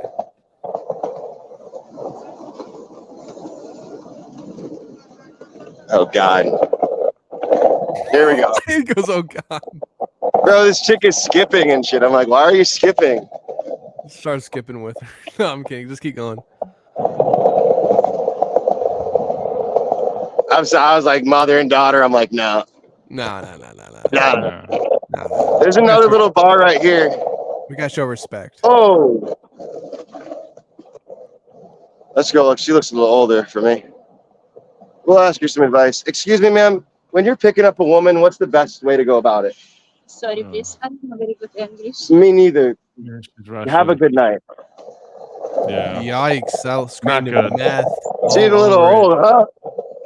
No, she's Russian, bro. Yeah, she's old, but you know, she's like looks like a babushka, you know. A little bit. They age really bad. You They know, age I really married the one. bad. Yeah. The Slavics. Yeah. But Dude. no, I mean, All right, like just give me she was probably like an older woman, like in her 60s, so she actually looked pretty good. Right. All right. But, yeah, I a feel little like older for you. I know what you mean, King. I'm gonna stand in front of the hustler. This should work, you know. Go. Yeah. The hustler, there's gotta be some chicks coming here to buy lingerie or something. Yeah. Let's figure out what's going on with that situation. Might as well just- I'm like, me and my wife met at Hustler. What the fuck? Oh, there we go. I see, girl. She's gonna come out sometime. Yeah. You gotta creep through those windows, bro. Yeah. Just chill. I'm just gonna creep just a little. All right. Yeah, hide behind. I'm looking for something for my girlfriend. Yeah, exactly. Yes, ask her. Oh, Ask her if she God. works there. Can she Like, try it on? don't ask her off the bat though. Like, kind of like talk to her and then say, "Hey, do you work here? I'm trying to look for something for my girlfriend." You know, be cordial. Be like, be sly. Ask her some funny questions and then ask her if she works there. Maybe just like be like, dude, can Bro, she's got a boy. She's got a boyfriend in there with her. Fuck that. Fuck that. yeah, Fuck Don't that. worry. There'll be another one. All right. Fuck. I'm about to say you're Yeah. gonna go in there and do it. All right. Well, no, he should be like, Don't do it. Try this on. You look like my girlfriend, you know. Nah, he's gotta be sly though. You gotta be sly though. You gotta pull some. I know, game but out. I mean, he can do it sly, but you know, like Right. That's the way end back game. down, be like, Yeah, I definitely want to see Billy John's game though. Pull a chick. I really want to see No your filming inside. game. Oh, okay, for sure. They said I can't film in here. Why? So like no filming inside. Why? I'm like, what? There's no pornography in there. Why? What the fuck? Yeah, what the hell? Just because the fuck, dude. Yeah, like if you, no, scream in the store and say transgenders are people too, and just leave. Transgenders are people too. There you go. Let them know. Fuck those people. They're faggots. They should know. Yeah, dude. Okay, dude. Yo, this guy. The Hustler store. What a fucking okay, place. bro. Let's find that game though. Let's find that tail. That place was mad. We gotta good find hoes that go tail. over there. Only with their boyfriends. We gotta find some tail. Where do like all the like good hoes go around? They Hollywood? usually hang out. Where do the good hoes go? They usually hang out down the street, but I don't see any of the good hoes right now. It's pretty early. What time is it? Yeah, it's 7. The hoes don't start coming out till 9:10. Yeah. But there's still some around, dude. We're gonna find some. They'll be like okay hoes right over here. Okay, Yeah. we'll have to drop our standards. Day drunk hoes. Butterface. Day Butterface.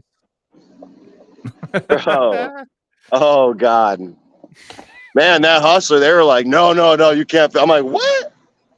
No, I'm glad you said Yeah. that. Fuck them. They need to understand they can't just disrespect the transgender community like that. Right. No, that's some trash, bro. Yeah, facts. Cool. That is the second time. Yeah, I got kicked out of the fucking hustler today at the Scientology church. Scientology. Oh my God. Yo, look around. By the way, do a 360. Make sure that that tall, skinny. Make sure dude they're isn't not following you. following Dude, you. he might be following you, bro. Yeah, bro. He was I'm running. on some shit, dude. Dude, he was moving fast too, bro. Luckily, I you're at know, your bro. door. He All right, I'm gonna go. I'm gonna take a walk back up here. Yo, you guys got like a little fire going over here. That's nice, dude. Is that in accordance with the fire department? Okay, yeah, dude. Okay. Okay, we're out of there. Dude, how fast We're was that we are out of there. long-legged dude moving, bro? Dude, he was fast as fuck, dude. To be honest with you. Dude, I'm still worried about that guy. And like I'm looking out my window right now. And I'm 1,000 miles away, bro. I actually just looked out my window. Yeah, dude, I'm looking right now. I'm like, dude, what the fuck, bro? That guy can move, bro. He looks robotic. Oh shit. There's Hustler. No hoes. There we go. See, what I need is a damn wingman over here with me, really. Get a good wingman dude over here. There you go. Pull a wingman. Pull a wingman. Pull a wingman. No, Mir, you gotta do IRL. You'll be like the next IRL. Brandon Buckingham, bro. Who, me? Oh yeah. Yeah. Lil I Mir, can't- yeah, I yeah. can't Lil go- Mir I and can't- Billy John on the streets of LA would Dude. be Oh, that'd be great. I That'd be remember doing the epic. streets of LA trying to promote our show for music, dude. That shit was fun. My friends were like, "You're okay with approaching people?" I'm like, "Yeah, who gives a fuck? I'll just, hey, ladies, you want to come to the show? You know what I'm saying? What's up?" That's awesome, dude. Yeah, it's always a good time. Did you go down to Did you go to downtown LA? No, we did Melbourne. Oh hell yeah, that's awesome. Damn, yeah, it's like the sunset's going. It looks beautiful, bro. Oh, I know. I missed LA so much. Dude, look how bro. happy Billy John is right now. Look at the smile on his with the face. LA Dodgers shirt on. Dude, It's because he's of you eating- guys. You guys making me do all these pranks tonight. Nah, man, you're the man, bro. You And are the also, man. like, you just like skating down the boulevard, It's looking at beautiful. the sunset, going west Right. is amazing. Like, show that shot Hi, again. how's if it you going? can. What are you doing tonight? You leaving? Yeah, she's leaving. Oh, Trying to get some chick. Yeah. Was that a I'm trying, Tuesday? bro. Yeah, she's leaving. Was Hey, that do you want to come on my show real quick? Sorry? Want to come on my show? Yeah, what are you doing tonight? I like your braids. Thank you. They're very nice. Thank you. You're welcome. We should hang out again. Okay. Come on. She loved me, bro. She was in love with me. Hey, Yeah, she was. She had to go. Yeah. real quick. Okay. That biker. Oh, dude. Do you see a lot of bikers around in the area or no? Right over here where we're going is a biker hangout. Oh my god! All right, go there. Yeah, we'll Go see there. if there's any motorcycles parked up. Yes. Oh, there's one. Let's see, there's more. Yeah, I'll show you. This is where they generally freaking park the motorcycles right here. But they only got one there right now, so not too many bikers out tonight. Can you sit on it real quick and then just hop back on your skateboard and dip? No, Oh God, man. No, don't do that. Don't. If it's illegal, don't do it. They got the doorman watching. If you wouldn't have said it was illegal, I would have did it though. If you just, I don't know why you said that. I know. I don't want you to get in trouble though. I care about you. All right, that's fair. There's something better than that. Yeah, that's fair. I care about you. I don't want you to get in trouble. Kind of looks slow around here. It is, bro. It's because it's Tuesday. It's the city of angels though. It's never too crazy. I know, right? It's never too soft. There's always something going on. Hey, you know what? Let's go to the dispensary. The dispensary? Yeah, where's the line at? Go to a line what's a dispensary that would have a line? I know one. I think it might not have a line though. Is it too far away or is it? No, I mean it's like 2 blocks away from here. Oh yeah, then go there then. Yeah, let's try it out real quick. It's only 2 blocks. That's not too crazy.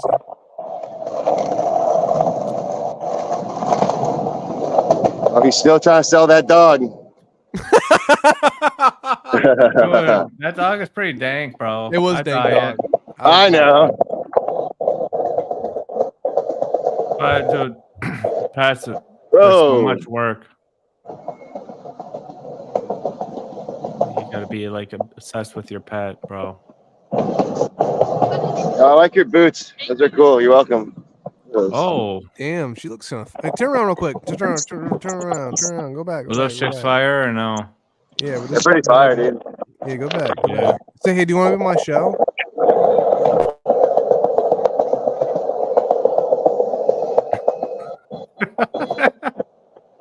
Hey, y'all want to?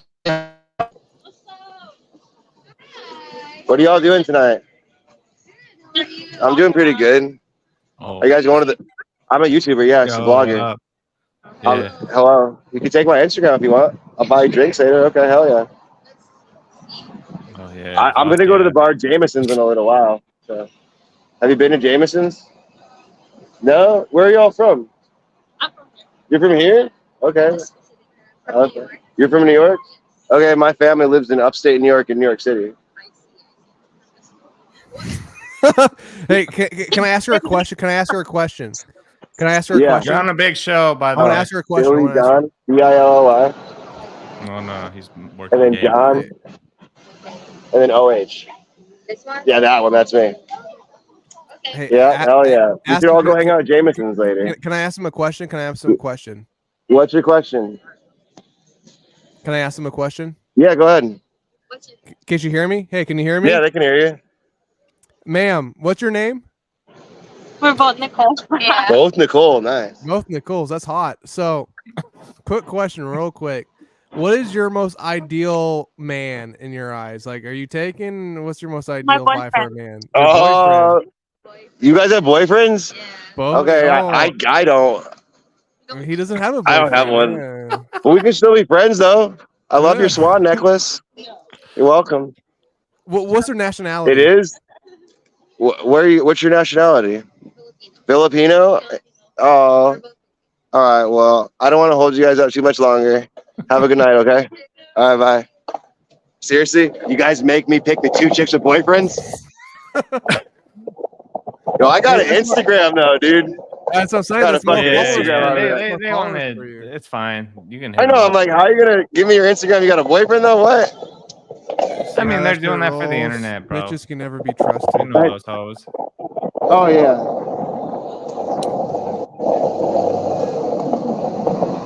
Dude, Oh shit! Yeah. Do we find a car to jump on? Yeah. Why not? Can we find a car to jump on? Why not?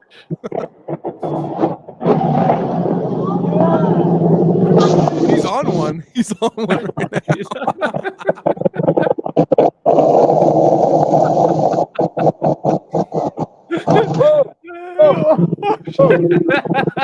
He went over the top.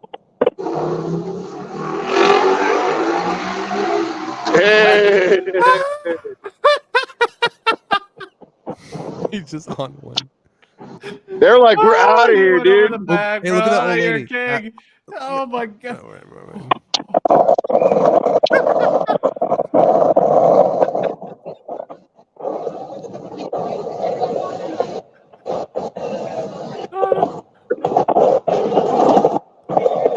We're going to the dispensary. Let's that get right, it. bro? Dispensary vibes. Let's get it. Dispensary vibes, right? All right, hell yeah. Yes, sir. Didn't Let's he go get over it. the back of the car? Yeah. You all right, bro? Yeah. Were you on the back of a car just now? No, I was in the front of the Mini Cooper. Oh, okay. He's right on top, or he's right in front. Because that was the easiest, bro. That was the easiest, smallest car to jump on. Like, I'm like, there, the Mini Cooper.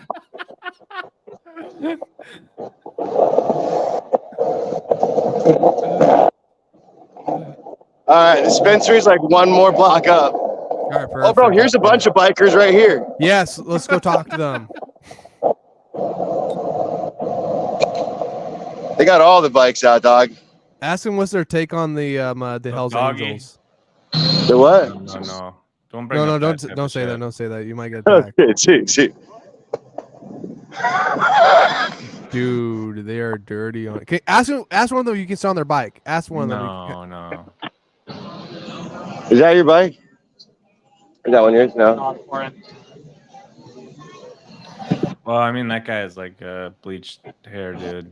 None of these dudes are fucking actually hardcore. They're crotch rockets. They're not Harley. They're not, they're not in any gang or none of that shit. So ask them, hey, can I sit on your bike? I just want to try it out. Hey, bro, is there any way I could sit on your bike for a second? Just to show them real quick? I'm on vacation. He wants to too, please.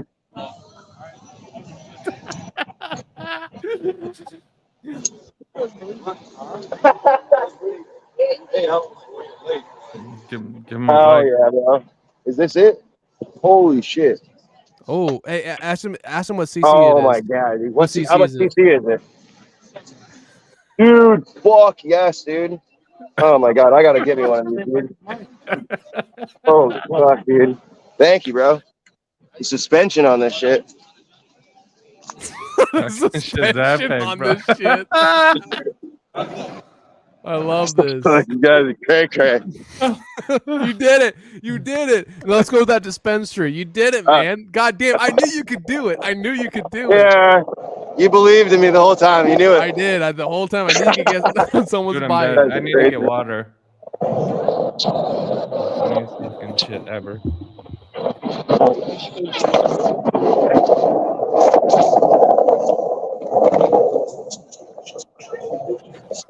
Oh, shit. It's a dog fight, dog. Dog fight. Hey! Oh, keep your dog on a leash, dog. Keep your dog on a leash, dog. All right, we're almost there.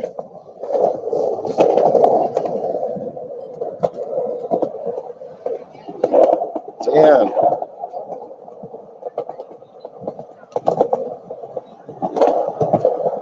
Man, this shit better be open. It does stay open pretty late.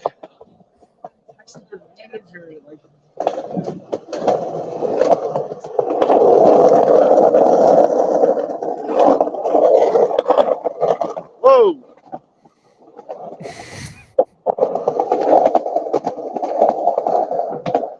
Yeah, the dispensary is like right above the Hollywood Gold Shop.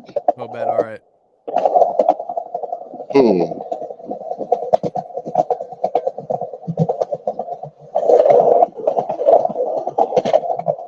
All right, boom, we're here.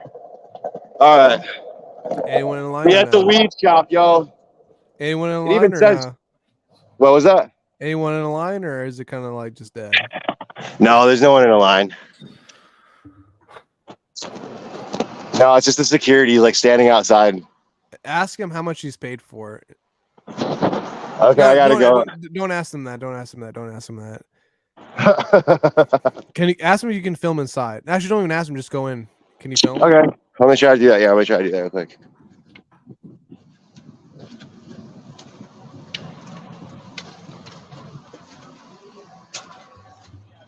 Let me see. How the hell do I get up there? Hey, bro, how do I get upstairs? That way? All right. I'm like, damn, bro. Y'all got it like crazy over here. Actually, hang on. I got a better idea. Billy, stop for one Yeah. second. Billy, stop for 1 second. Look at me real quick. Yes. Yes. Okay. Oh, yeah. So you said Andy Dick is where right now? Did he text you back or no? Yeah, let me see if he texted me. Yeah, see if he texts you real quick. Check that real quick. Air check. Yeah. Let's see what he's up to.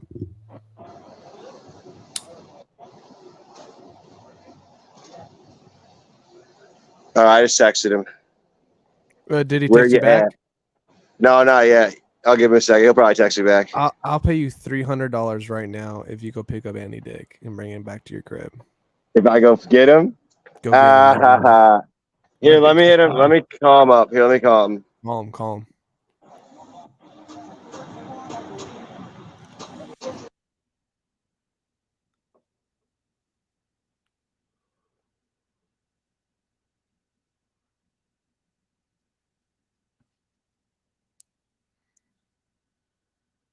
I assume he's on.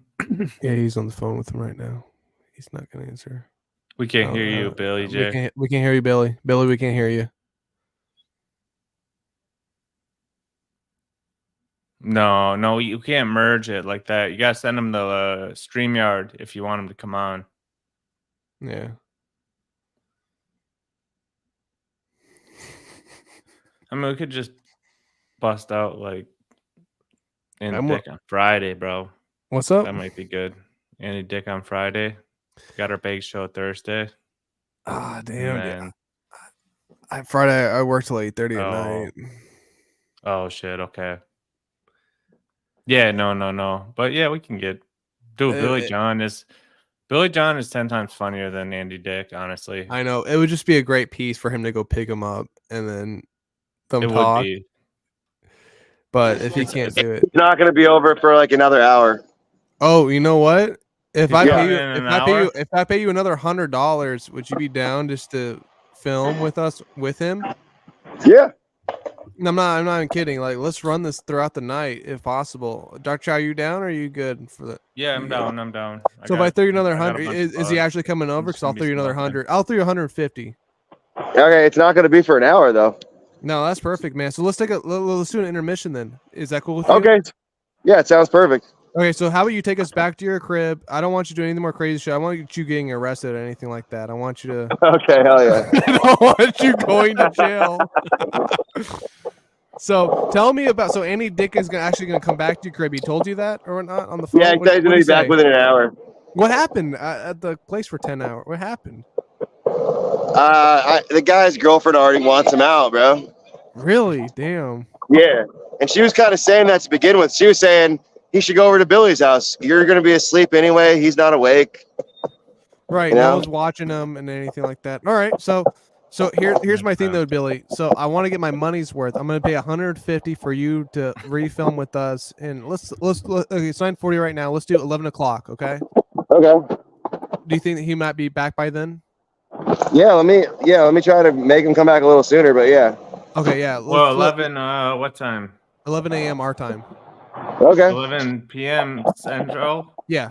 Okay, so that's like in an hour and 20 minutes. Right. Can you do that, Dr. Chow? Yeah, I can come back on. Okay, perfect. Okay, so we're gonna do that. So, you know what? How about you skate home and then we can talk about when you get there real quick. Okay. Because I want to plan this out a little bit before we do it. Just. Hell yeah. I'm almost back anyway. No, you're good, man. I'm gonna take a piss real quick. Dude, man, I mean, we can just keep it running too, bro. Oh, you're muted. You're muted. Me? Yeah. No, I'm muted myself. Hang on, give me a second. I'm gonna take a piss and we'll talk about it. Okay. All right. Yeah. And we'll just shit, bro. Dude, that shit was so fucking funny, bro. Oh, thank you. Hell yeah. I'm gonna have to rewatch that shit. Yeah, you have to. I mean, people are gonna be clipping it up and posting it on their shows because that's what actually a lot of our shows are. People clip it up and post it on their shows to get more clout. So that's awesome. But people are knowing you now, bro, as like a true G, bro. I mean, Today was like amazing, bro. That was the funniest fucking shit I've seen in a long time online. I was crying, really? bro. Oh, hell Dude, yeah. I was laughing my ass off so hard. Especially when we landed in that dude's trunk.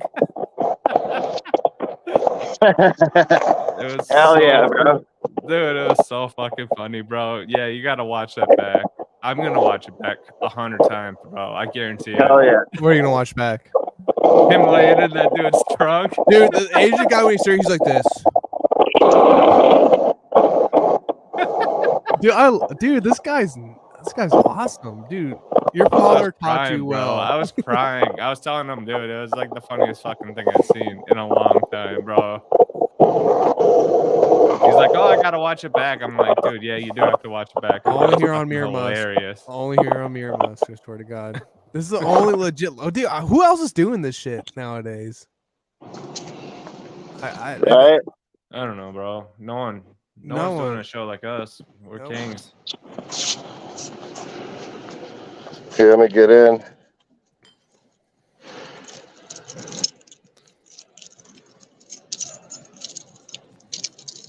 Hell yeah.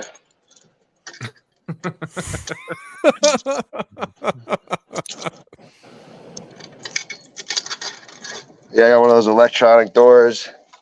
Yeah. Yep. Okay. Boom. All right.